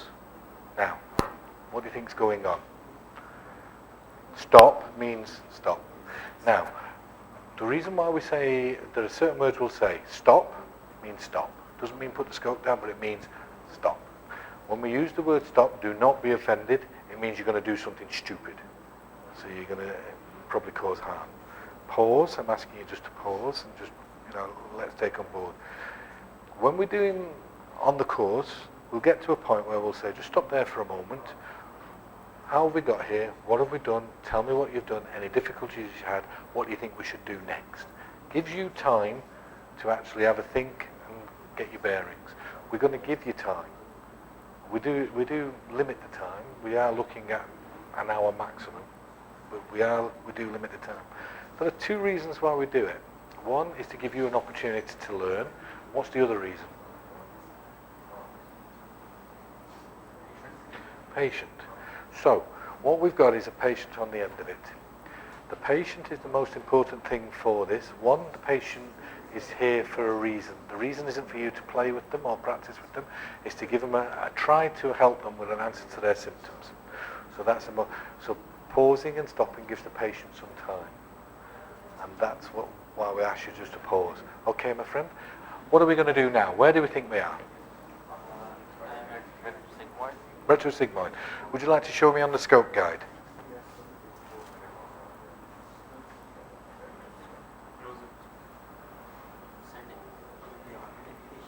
Proximal or distal? Proximal or distal?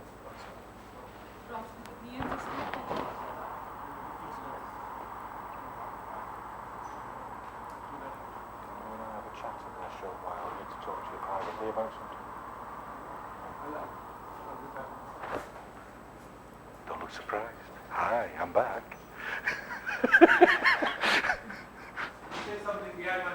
I never said anything. I've said how exalted you are. So. Distal descending. Proximal, he says. He says distal. So what's the difference between distal descending and proximal descending? No, let him. Go on, distal or proximal. What is the difference between distal descending? Distal is just like the entrance of the descending From the sigmoid. So it's the furthest away from the mouth. Distal descending is the closest to the bumhole. Yeah? So, where are we? Let's have a look. Proximal. Okay. So, it's all semantics. Semantics being one man's, you say tomato, somebody else says tomato. Yeah, you'd probably say tomato. I'll say tomato. So.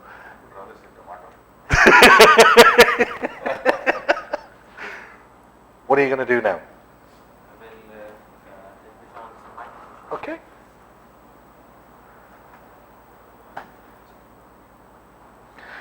Now you may think that the mannequin is set on an easy setting at the moment. It will be more difficult tomorrow, not a problem.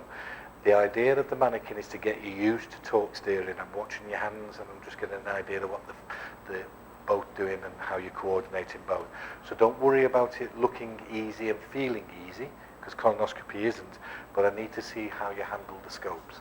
And then what we do is that we have a quick chat and then we have an idea and concept. So that's why it is. So you might, this is not a problem, but in watching what you do, how you stand and all these, tells an awful lot. Away you go, my friend. So what are you going to do? Ah, excellent. Don't jiggle, which you just did. I don't have to stand in front of you to see you jiggle.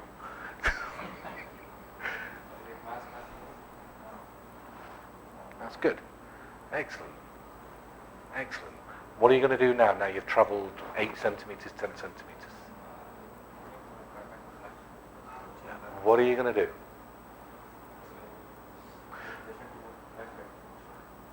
Left lateral? Okay, why?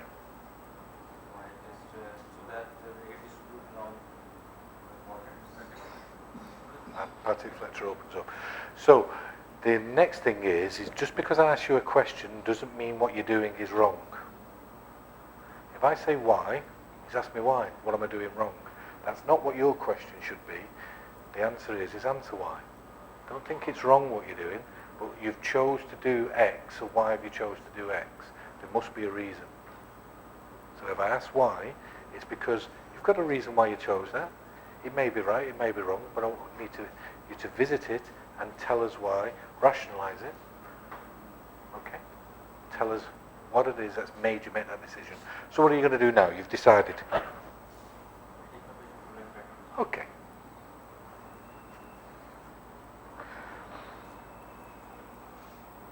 Now, we're moving the patient an awful lot.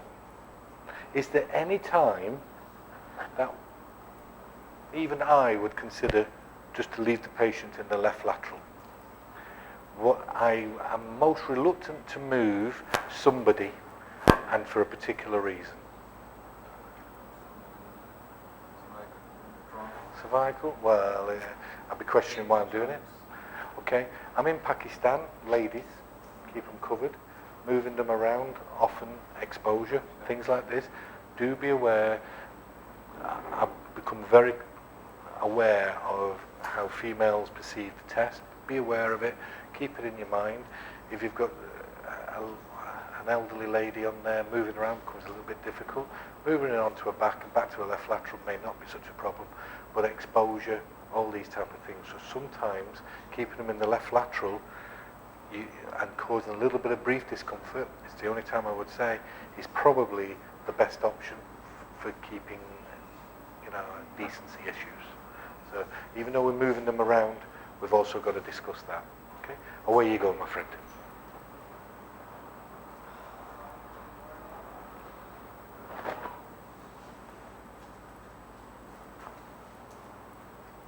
Good. So what are you going to do?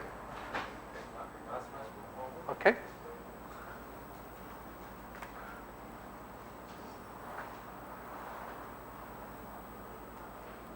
Good. Good. Now, how's the bowel feeling? Is it stretching? Is it going forward? Oh, dark. Okay. How much have you withdrawn? So now, keep that torque on and advance the scope now. Brilliant. So, just freeze where you are at the moment. Do not do anything. No. Do not do anything. Okay. So, if we were to look at that image on the screen, I was going to say to you, where is the left, what part of the bowel is pointing towards the left lateral, and what part of the bowel is pointing to the right lateral, and which is the posterior wall, and which is the anterior wall? What is the technique we use to decide that? I'll put this in water, and it goes towards the venom part, and while the patient is in Draw the scope back 2 centimeters. When the patient is in left lateral, the water will stay. Yeah. Draw the scope back 2 centimeters. On the left side. Keep coming back. Another centimeter. Keep coming back. Keep coming back. Look up. So you can see the fluid. So, looking up takes us to the left lateral. Looking down takes us to the right. So you're right, but use what's in there already to help you make it. Yeah. Usually there. Yeah. Or we can have some But if remains of the bowel prep or whatever. But thick, sticky stool will stick there. You're quite right. Stools, Yeah. no, they can stick to the any wall. Yeah, that's right. So when you're taking a polyp, where would you want to? And it's the only time I'm going to visit polyps. Okay. at this moment. If you were going to take a polyp, where would you want that polyp? 6 o'clock. That 6 o'clock. If you see that fluid, and that fluid was at 6 o'clock, where would you want that polyp? It's more hard to take, so you'd have to rotate the scope 180 degrees, so the fluid becomes at the top and then the polyp becomes at the bottom. Why do you want the polyp down here and the fluid up there? No. Easy to grab. Easy to grab, but drop on the snare. You would rather keep the polyp on the opposite side. Yeah? When it falls off, it should not fall into the puddle of water or fluid or whatever. You would want to retrieve that. Otherwise, I would want the polyp at 6 o'clock now. If I was taking this off, the fluid's at 12 o'clock, I would want the polyp at 6 o'clock. Why do I want the polyp at 6 o'clock? Dangle down? Fluid will make difficult to delineate the polyp. Okay, fluid. Keep going. You'd clear the fluid, but regardless, if that polyp was at the 12 o'clock position, which we could rotate the scope and put the collection of fluid here, and then we've got the polyp, why do I not want to take a polyp off where the fluid bed is? Or is it a conductor? Effective with the fluid?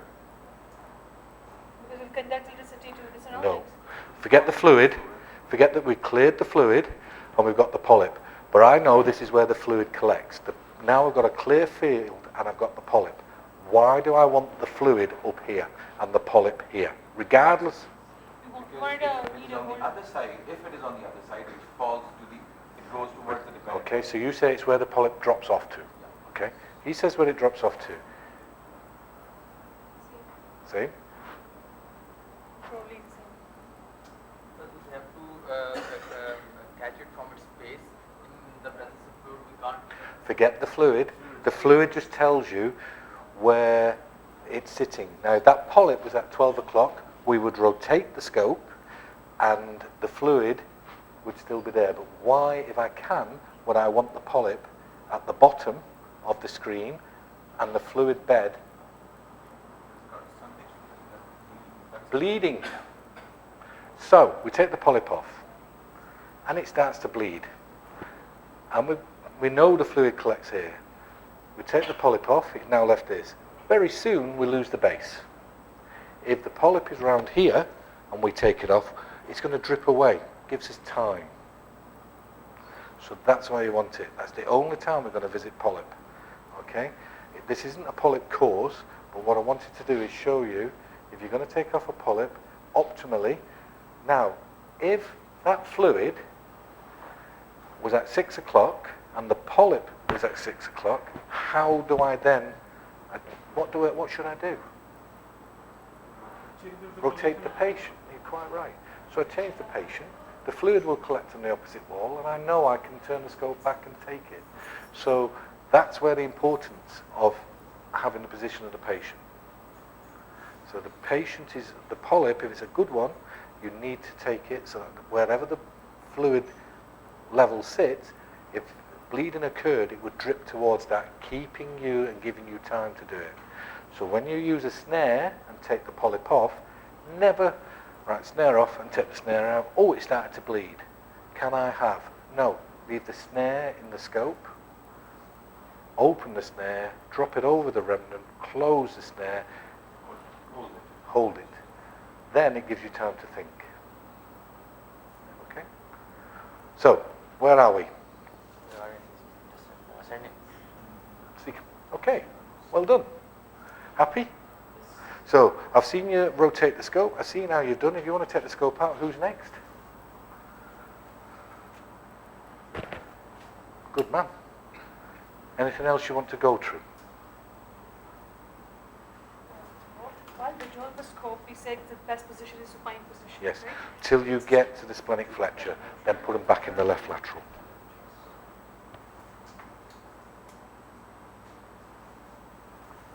The way he put those gloves on, I thought he was a surgeon. Are you a surgeon?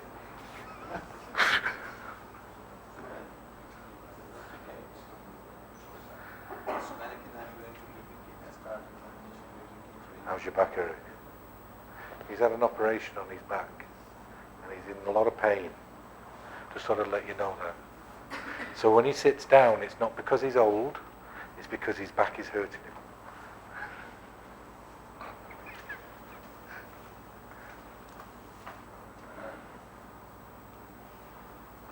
So what are we going to do, my friend? Tell me what you're doing. Sweating, even inside 6 o'clock. Okay. Now, just stop. How did you actually rotate the scope with your right hand? Right. So what we want you to do is look at how you hold the scope. Hold the scope, fingers. Okay? And then when we rotate the scope, we bring it round with the fingers. If you grip the scope, you limit what's happening. What the present is happening is that this is causing you stiffness. So let's put that there. Hold your scope now. Let it come round, hold it, and then just turn that to there. How does that feel now? Yeah? So all you do, so you lift, you're allowing this apex to lift off. As soon as you allow that to lift off, not a problem. Because you're not fighting yourself. That weight, if you feel it, is causing you problems. Yeah? So when I find that the scope is not going and torque steering very well, and I find I don't look at what's going on there, I look at this part. I'm not interested what's in there. The first thing I want to check out is this part. Yeah? So if that was more difficult, I then bring the scope back and I put that there. How does that feel now? Easier still? So you're actually using this. So remember what I said at the beginning? And snowshoe, when you bring it up, ice skate. Ice skate will cut through snow. Snowshoe, big surface area, pushes. So that will more resistance. So check this out before you start doing that. Oh, that's difficult. It may not be a loop. It may be how you've got this out here. Yeah? Away you go, my friend.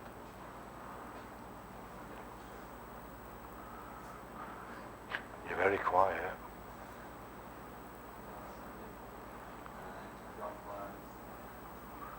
Very quiet. It's a song. Down, down, deedle, down. What side are we going to go now? Okay. You're very stiff. Bring your shoulder up, bring your hand round, and turn your body. Let the scope relax in the right hand. Let the scope relax. And now just turn yourself round. Now relax. Don't. Just relax. Keep the scope here. Let go of the scope in the right hand. Let go. And bring yourself round. Oh, brilliant. Big wheel back. You see? So a lot of the time, what's going? And he's thinking, this isn't working. It is working.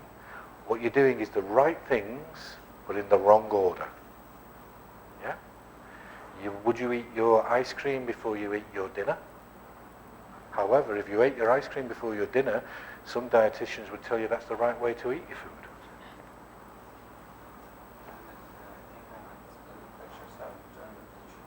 Okay? So look at the scope guide.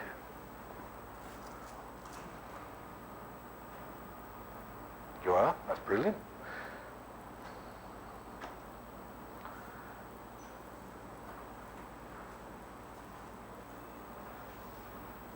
Good. Now did you see what happened there? You didn't actually have your right hand on the scope. You were actually able to bring back the view just by manipulating the tip. Yeah? Excellent. Well done. Now, if you couldn't see where the lumen is going, just freeze for a second. If you couldn't see where the lumen was going, how do you know which is up? Apart from saying the dark side, so we go to the dark side. Apart from saying the reflective wall, which is at the bottom, how do we know which way is up? Withdraw. Look at the shape of the folds. See the folds? Now, what shape are those folds? Crescent. Arch? No, it's a crescent. So, a crescent could be the shape of a boat. What do boats do on water? Float. And they go, and they what? Go over the water? So you go over these. If it's an arch, it's like a bridge. And what do you do when you want to cross it? Go under the bridge. So that's what you. So when you see the fold shape, think about how do I know which way to go? Go above it. Go above it. Front, Yeah. above it. Excellent. So not just thinking about dark side, reflective. Look at the shape. Look at the structures. Look at the teeny eye. So the longitudinal fold. In the UK, on the main roads, we have these things called a dotted line in the middle of the road. That dotted line tells you which side of the road you should be. That dotted line we follow rigidly. Reason why I'm thinking Pakistan, you don't have dotted lines. So we stick to it, and it tells us which way the road is going. The closer the dotted lines, the more sharp the bend. Did you know that? Good. So where do we think we are, my friend? So if you're at the hepatic flexure, we've got scope guide. Remember, we've got scope guide in the rooms.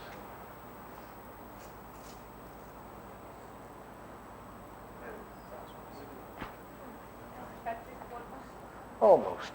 So if you think you're there, what could you do? Okay, away you go.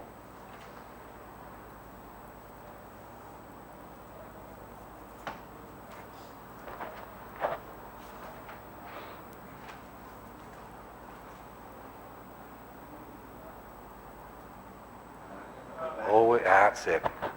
You knew that was coming, the hand was coming.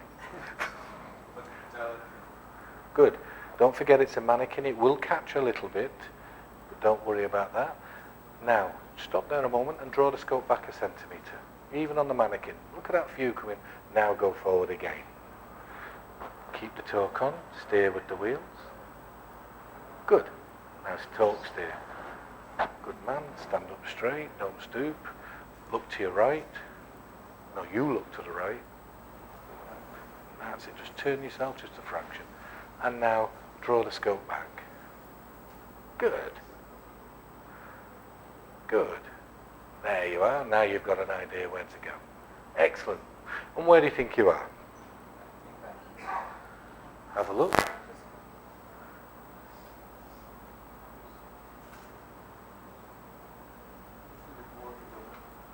Are you in the ascending colon?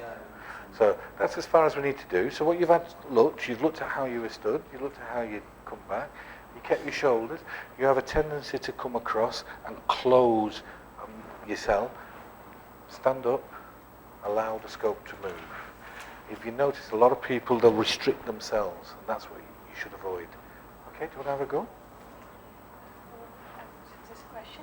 I'm not clear about the part of the right, left wall of the colon and superior. We have discussed about the water level, but defined as the level.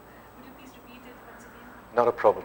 When you go in, the importance of knowing where the fluid level is, it will tell you how the patient is lying. So to know where the left lateral was, patient's in the left lateral. The fluid level will be at the bottom. Right. Okay. And again, when we come down here, it will be at the bottom. So wherever the fluid is, it will be telling you which direction it is. So if you think this is clear, this is fluid, that is pointing to the left lateral. So this is pointing to the left, that has to be posterior, that has to be anterior, that has to be to the right lateral. Superior. Yeah, superior. Okay, has to be.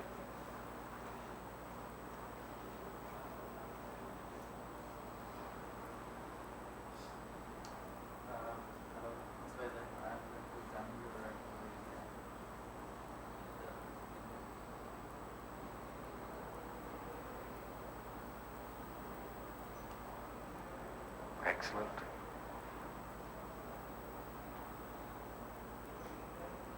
Okay, how can we judge a patient during a patient that we are at hepatic failure, we should change the position, and we are now at splenic failure, and we should change the position? Right, the splenic is the easier one to detect. The splenic one is where you come up and you'll see outside the diaphragmatic effect, maybe a blue tinge. But you're going forward and you'll find that the scope is being swallowed up and you're not making an advancement. As soon as you put the person in there supine, draw the scope back, it will go forward. You will always come down and then you'll come up for the mid-transverse. And the scope wants to come down, and normally how it does the mid-transverse, it comes anteriorly. The problem is as it comes anteriorly, it takes the apex of the scope here underneath the diaphragm even further, and that goes posteriorly. So this is a little bit more of what I tend to do is rotate the scope back, pull down, and that pulls up the mid-transverse. Then you can traverse across. If you allow it to go posteriorly, you can then, the splenocolonic fissure you actually got there, you can stretch it, you can tear it, you can bruise the spleen, you can cause a lot of damage.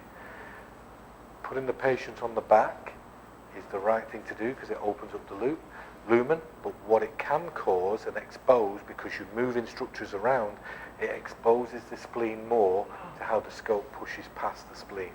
So more bruising and splenic injury has become apparent since we started moving patients, but if you're slow, methodical and careful, the scope will go round nicely, and don't allow it to go anterior because that's posterior, because that's what it will do. That will actually cause a lot of issues.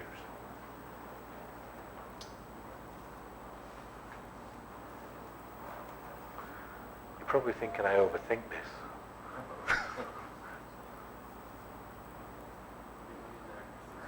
Okay. So how do I know he's gone anti-clockwise without even looking at what he's doing on the screen? I stand here and I'm not looking at the screen. How do I know he's gone anti-clockwise without even looking at the screen? How would I know he's going clockwise without even looking at the screen? His elbow. Now, you've done it there yourself. So as you go anti-clock, the elbow comes away from the body. As you go clockwise, the elbow comes to the body. Yeah. So I know without even looking at the screen what he's doing. So what he was saying didn't match with what he's doing. Yeah? So away you go. Good man. So what are you doing? Is it stiff? Yeah, good.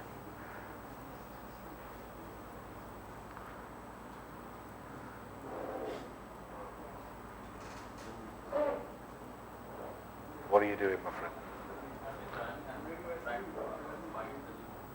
Okay. Good. Your hand is you're the first one to let your hand drift forward. Bring your hand back onto line. See how the lumen come into centre? Don't do anything. See when you moved there? See how it went off centre? Bring the scope back here. See how it's come centre? So allowing your hand to drift off centre takes the lumen also. So that's something. So far, everybody else has, just by design or default, you've kept it central. Away you go, nice and steady. Keep your shoulder up. Don't turn your neck. Now, why am I being a bit pernickety? Why am I picking on him about saying posture? Stand up straight. Don't do this. Ergonomics. Tired? Ergonomics. Ergonomics. It's, looking after, she's right, because what we're seeing is, you are sad. Me, I've got a problem with my neck. I've got a problem with my shoulder. I was pushed off my motorbike by Sajda. I'll tell you about that story later. So now, we are old, along with Vakar, and as a result of our bad postures, we've got bad backs, we've got bad shoulders, and we've got issues. What you've got to do is look at your posture. You doing this is going to cause you to cause yourself in 10, 15 years' time, neck issues, ergonomics. Think about it. Stand up, get your posture right, hold the scope. Trolley height is important. Trolley should be here. Not down here so you're bent forward. Not up here so you're bent back. Think about your trolley. If the trolley is too low, how can you sort the trolley? Pump it up. If the trolley's fixed, how can you You can sit down. Or, what else can you do?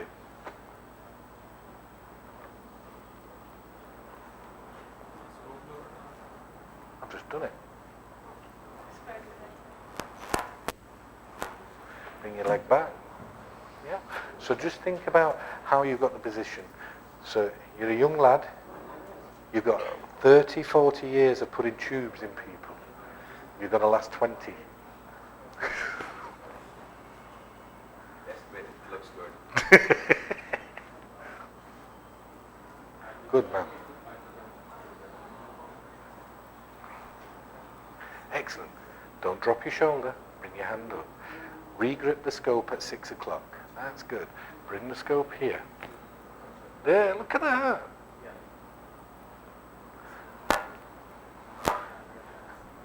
Good. Good. Good. Stop. Let go of the scope. Stand up straight. Bring the scope back round. How does that feel now? More comfortable the way you stood? Okay. Regrip the scope. So because you've got the scope stable, doesn't mean you have to hold it all the time. Good. Now, we recognise this now. You've seen it several times. Where do you think you are? Okay, so what do you think we should do? Put the patient on spine. Okay, away you go. Now, I've been going on about change of position. So we've introduced change of position. By default, when we get to the splenic flexure, you understand why we're putting the patient in the supine position. Now I'm going to let you into a secret. The secret is, I keep going till the patient tells me that it's uncomfortable. And that's the truth. However, if you were asking me to tell you what the national advice in the UK, they would ask you to put you on the back. They would rotate the patient even before they've got there, so the patient would rotate. That is a good way. Also, I just think for ease and speed, I just keep going. What's the minimum or average time to do a coup in experts and versus training? I know it must be variable. The range has to be certain. Average time. 2 secum, my average time. I can, in the last, if I quote the last 7 months, because I can quote the figures, the longest it's taken me to get to the secum in one patient was 45 minutes. Right? 92.7% of the ones to the secum, 92.7% of those that I have done to the secum, less than 3 minutes. Less than 3 minutes? To the secum. Right. So yes, I take the time when it's necessary, but the majority of times you can get to the secum in 3 minutes. But that doesn't mean anything. For the colon, it's always necessary to look at the general island.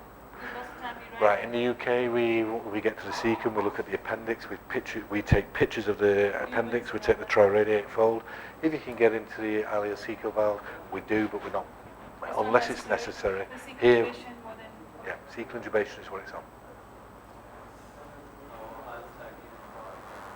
When you say A plus, that means there's a cecal intubation rate that you have reached to the radiate for the dry fold and the cecum. Cecal pole. That means we get the A plus on that number. Yeah. So if you look at my cecal intubation rate, there is no one, and if there's anybody anywhere who tells you they've got 100% cecal intubation rate, I will say they're a liar, and I will say it to their face. Because the most difficult part to have. You cannot, in 100%, luminal obstructive cancers, you cannot get there. Yeah, a load of rubbish. Yeah. So nobody can get there. What do the experts have the range of cecal intubation?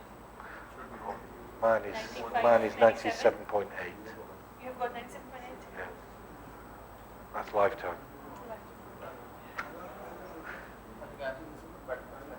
Okay, so what are you going to do? Lovely. But it's not something that you should... Now, talking about figures, talking about wonderful numbers like this. Those figures, I quote, you'd be proud of, yeah? I'm proud of them, happy. But the biggest thing is, they're also a massive weight, because they're a thing that drive you sometimes, is this going to affect my figures? Should I continue? It's knowing when not to is more important than thinking of your figures. I don't care if I care if I don't get there, but I don't care if I don't get there. Do you know what I'm trying to say? I care that I don't get there, but I don't care if I don't get there. Because I don't care about the effect on the figures. Figures is not what's the important thing. You need to be safe. You need to be safe. Wouldn't you say, Saad? Vaka? Yeah. The biggest thing that colonoscopists can do is get locked into this cecal intubation. I need a cecal intubation rate greater than 95%. So they get tempted to push more. That's what you've got to avoid. You've got to avoid that at all costs. You need to get that, but not push. Oh, where you go, my friend?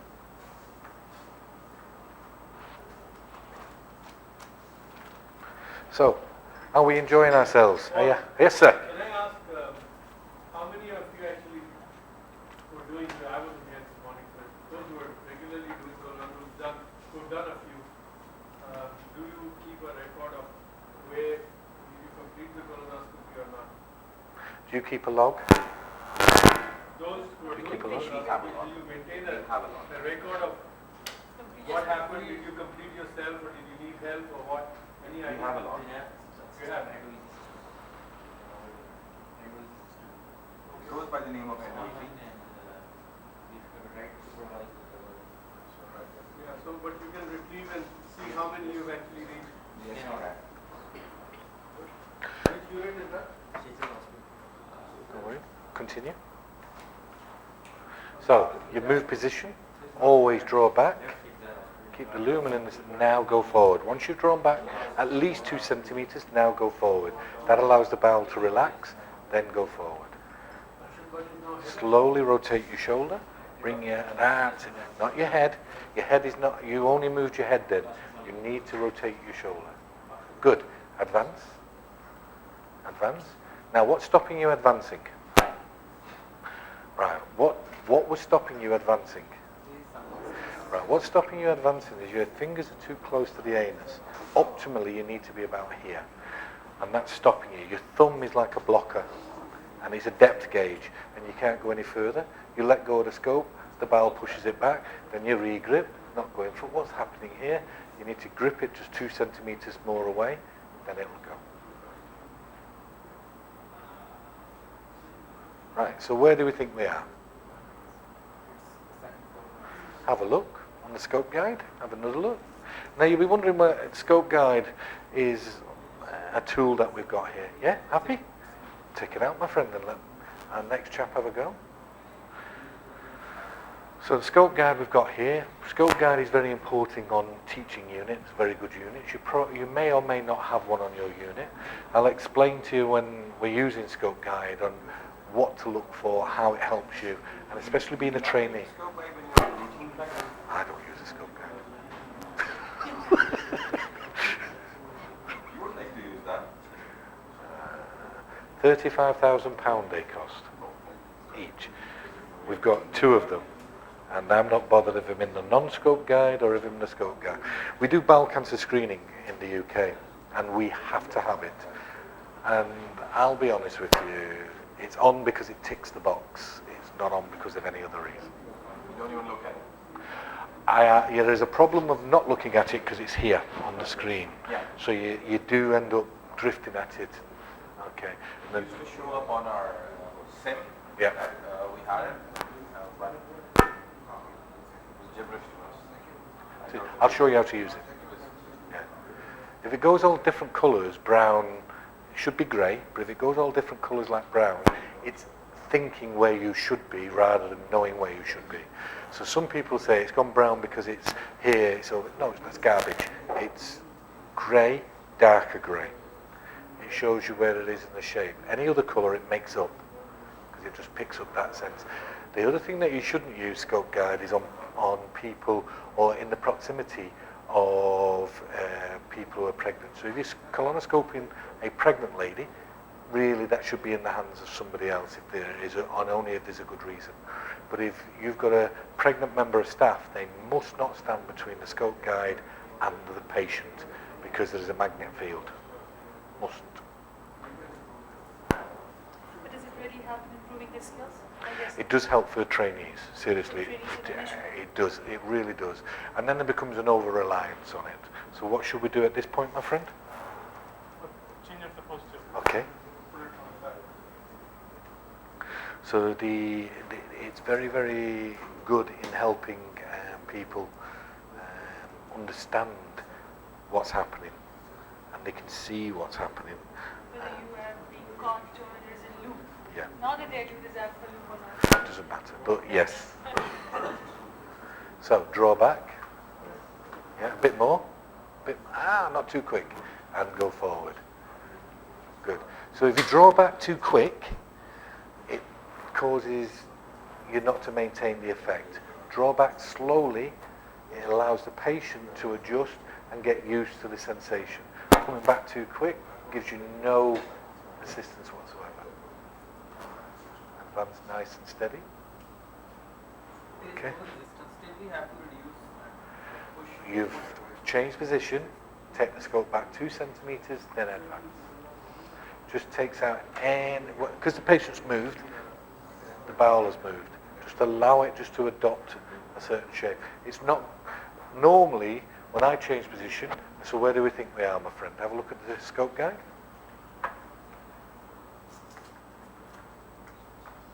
Okay, see you around. Right, so if we just pause there for a moment, just leave the patient on the back. Right, so what have we looked at? What we've looked at is how to hold the scope. We want to apply clockwise torque. Thumb starts at 6 o'clock, and we can rotate the scope. We've looked at how to hold the scope so it comes here, and the umbilical comes down the arm. We've looked at posture. You're the shortest of them all, and you're the guy who's got the worst posture. This man, he went like this, the scope. So it's very, very important. You know, this trolley is virtually the right height for you. Try to avoid doing this. Don't close yourself up. Keep your posture upright. Be proud, okay? All right. Next thing what we've done, no surprise attacks. So every PR, so any surprise attacks. So no surprise attacks. What we looked at is anti-clockwise, so we started with the scope, we've held it in the thumb, and we've rotated the fingers around. But we've also assisted it. We've thought about how it sits outside the scope here, how it sits on the bed, so that forms resistance as well. Yeah? We've looked at how leaning in can change how it looks here, so we look on the scope. So just holding the scope, as I lean in, it changes position. As I take out, it changes position. That's the same as you doing this, same as you doing this. Right? Same as doing this, same as doing that. Small effects on the wheels cause a big effect on the scope. When we've felt resistance, what have we done? We've stopped, we've looked, we've listened. That's how we cross the road. Stop, look, listen.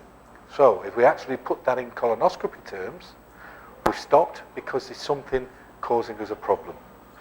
We've looked at the patient, we've looked at the scope, we've looked at the monitor, we've looked at the nurse. What are we listening to? Patient, okay. We're also listening to, is the scope working right? We're also listening to the tech guy, the nurses around us. We're listening to the monitor. Now, the monitor suddenly goes beep. What does that tell you? It's an alarm. No. Sherlock. But what does it tell you? Ooh. Check your cables. What else does it tell you? The cables are fine. It's on the finger. Beep. Accidentally on the... Accidentally, but everything's working. Beep. What does it tell you? It makes a click. What did I say in my lecture? So, what do you think the pulse oximeter with a long tone is telling you? Was the pulse off? right? So, Either it's the place probe or right, the probe's in its place. then we probably have a dead patient. No, we probably. So, what does it tell you have been? I like this one. It tells you you're a minute, 2 minutes too late. This is the big thing about equipment, on over-reliance. I'll wait till I hear the beep. The beep is a minute, 2 minutes too late. You've not listened to what's been going on in and around the room. The probe is connected. If it goes off the pulse oximeter, it takes a minute from when the drop starts to when it actually registers. So we're a minute down the road already. Do you see what I'm trying to tell you? So stop, look, listen. Those are the most important things. So the mannequin, we've enjoyed ourselves. When we're scoping, we need to enjoy ourselves. But the other thing is, it's wrong to say the patient should have an experience that they go away with where they don't feel that they would not have another one. Okay? Where they feel that they've come and they've had a test that's helped them, but also they need to, in the majority of cases, say, okay, if I had to have one of those, I would have one. Okay? Happy? Any questions? Okay, I'm sure this has been touched, but one of the things I think information about Paul said is your finger on the air. You tend to have your finger on the air. So you're actually, you must have demonstrated. Right at the beginning. The whole thing actually, so your air is one of your enemies. Okay, so What it's a does the friend air as do? long as it's enough. But it becomes an enemy as long as it crosses. So let's show you something else. How much air contributes in? Right. Let me show you this. In looping. How much air contributes in? A lot. Lubricating. In looping. Looping, yeah. Yes, it does. Just have a look. Hopefully you should be able to. Right, my friend. So what we've got, this is the bowel. Quite often you'll see somebody else take over, even this during the sport, for car call, if you take over the scope, and all we do is take the air out, shorten the scope, get our position right, and we go in again. And that's something that you don't realize, because you have two fingers, right? So you've got your index finger on the blue constantly. You don't realize when you have it on the blue, the air is going in. Right. Be conscious about the blue. Right, it's going to be difficult to show you this because the bowel is a little bit rigid. Can we see it? Are we there? Now, we're not going to do this in real life, are we? We wouldn't open somebody up and put their bowel on the table. So, here we are. We saw what the bowel does. We see here, we put a little bit of air in. And we count slowly. 1, 2, 3. See it filling up? Is it filling up? A little bit there. But see where we're filling up first? See how it's stretching? And what it starts to do, as it fills up, and you're sitting on it, not a problem, and we're sitting there on the air and we're trying to get round and the bowel is not working and we're trying to think what should happen and then we're trying to manipulate it, we're drawing the scope back, we're sitting here, you can hear it gurgling, then we can see where we want to go. We've got this appearance on the screen, as you can see on there. So I think, all right, that's where we should be going. Right. Now, so far, and I've been watching on the screen, all right, that we've only had 30 seconds. 30 seconds has resulted in that effect to the bowel. See how long now the bowel has gone? And now, if we actually just think now, and that's another 3 seconds. See how further it's stretching. So when we're actually thinking about putting too much air in, and when we're actually thinking about what is the optimal amount of air, we don't know. So again, what have I looked at? That's another 8 seconds. So we can see now as I pick it up and put it back down, the bowel is creeping this way. So air causes the bowel to elongate. The next thing what it does is we have a very tight bend here. Now even round a very tight bend, you can see where it's twisted. That's on purpose. So we're just taking some of the air out so we can see what it does.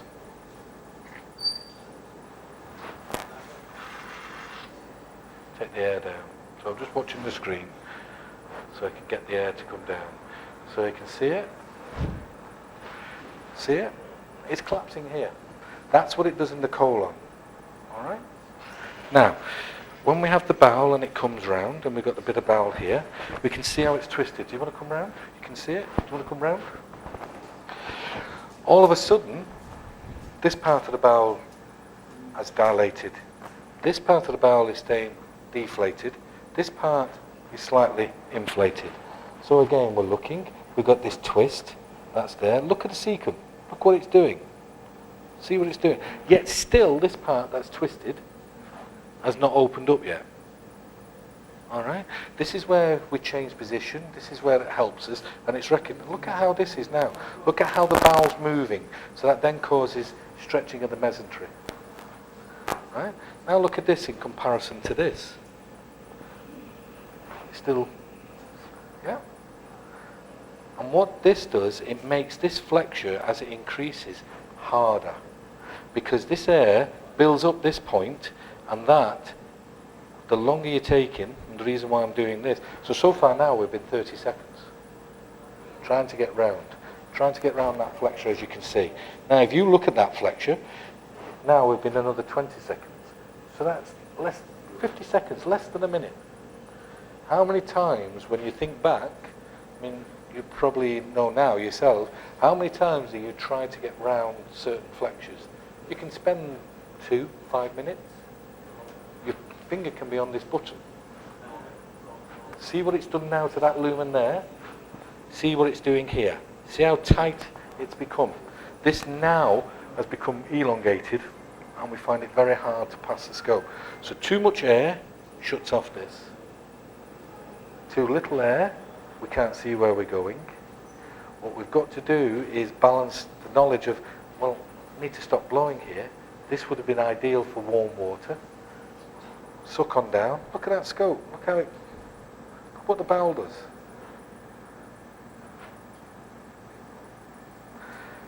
Now if I ever take over from someone, the first thing I do is go, just take some of the air down. That reduces the length of the bowel, and that also reduces the tension in the bowel. So in answer to your questions, it makes it harder to progress with the scope. So you realize you make colonoscopy difficult quite often ourselves. By putting too much air, by trying to advance scope when you shouldn't be able to lost 1-to-1. That's how you have the screening patient, that's how you have the very long colonoscopies, that's why you have a very uncomfortable experience, something that you don't enjoy. Whereas if you try and follow these basics, what will happen is from this course, we want you to go out with a new concept, the correct concept, and then build upon that. You're not going to go back to your unit and no, I didn't do this. I mean, how did Paul or whoever managed to get it so quickly? I can't. It will come as long as you don't rush and as long as you follow the principles that have been. There is nothing more to colonoscopy than what Paul has actually mentioned to you. That's it. This is colonoscopy, period. The rest is going to be hands-on on the patient, and reinforcement of what he's already doing. Nothing more. Okay? So we'll call it a day here now. Take a lunch break. So 1 to 1:45. So we gather back here at 1:45. Okay, so you have time for break. Question. Usually get more air when we are at lecture and we are not fighting the lumen. What to do then? No, but you see, you need to, like he said, you need air just to be able to see. That's why you need air, right? Nothing more. Once you've seen, you stop. What happens is what Paul is saying. When you are doing a difficult thing and you're in especially when you're early days, and your finger is here. You've forgotten you're putting air. You're constantly focusing on screen and your hands and the advancement. You totally forget about this finger sitting on your glue. What we are trying to tell you is that remember, you put air when you need it. If you've got the vision, you don't need to put it. So you keep this finger. So if you keep telling yourself, don't put air initially at least, I don't want excessive air, you'll remember it. And then it'll become a part because what happens is blue and red are together. The moment you put air in, you've got vision, you take the air out and then move. So you can always keep aspirating or sucking, continuing to suck. We'll take some more questions after the lunch so that you've got 2 more days and we'll address all these things obviously during your hands-on this will come regularly. But the concepts आपके बन जाए. Let's have food before the sugar levels go down. Are you happy? And before falls. Oh yeah. Now one thing I always say to you, are you happy? Most important, stay happy. You have to say no. Stay happy. When you say no to Paul, and when he asks you, are you happy, and you say no, then he'll keep doing it for you until you say yes. So that's Paul, you deserve a little bit of food. You have a very little bit. See what I've done? Yeah, I know. I noticed that. That's not fair, you know. Yeah. Do you know what I have a habit? Right. So I decided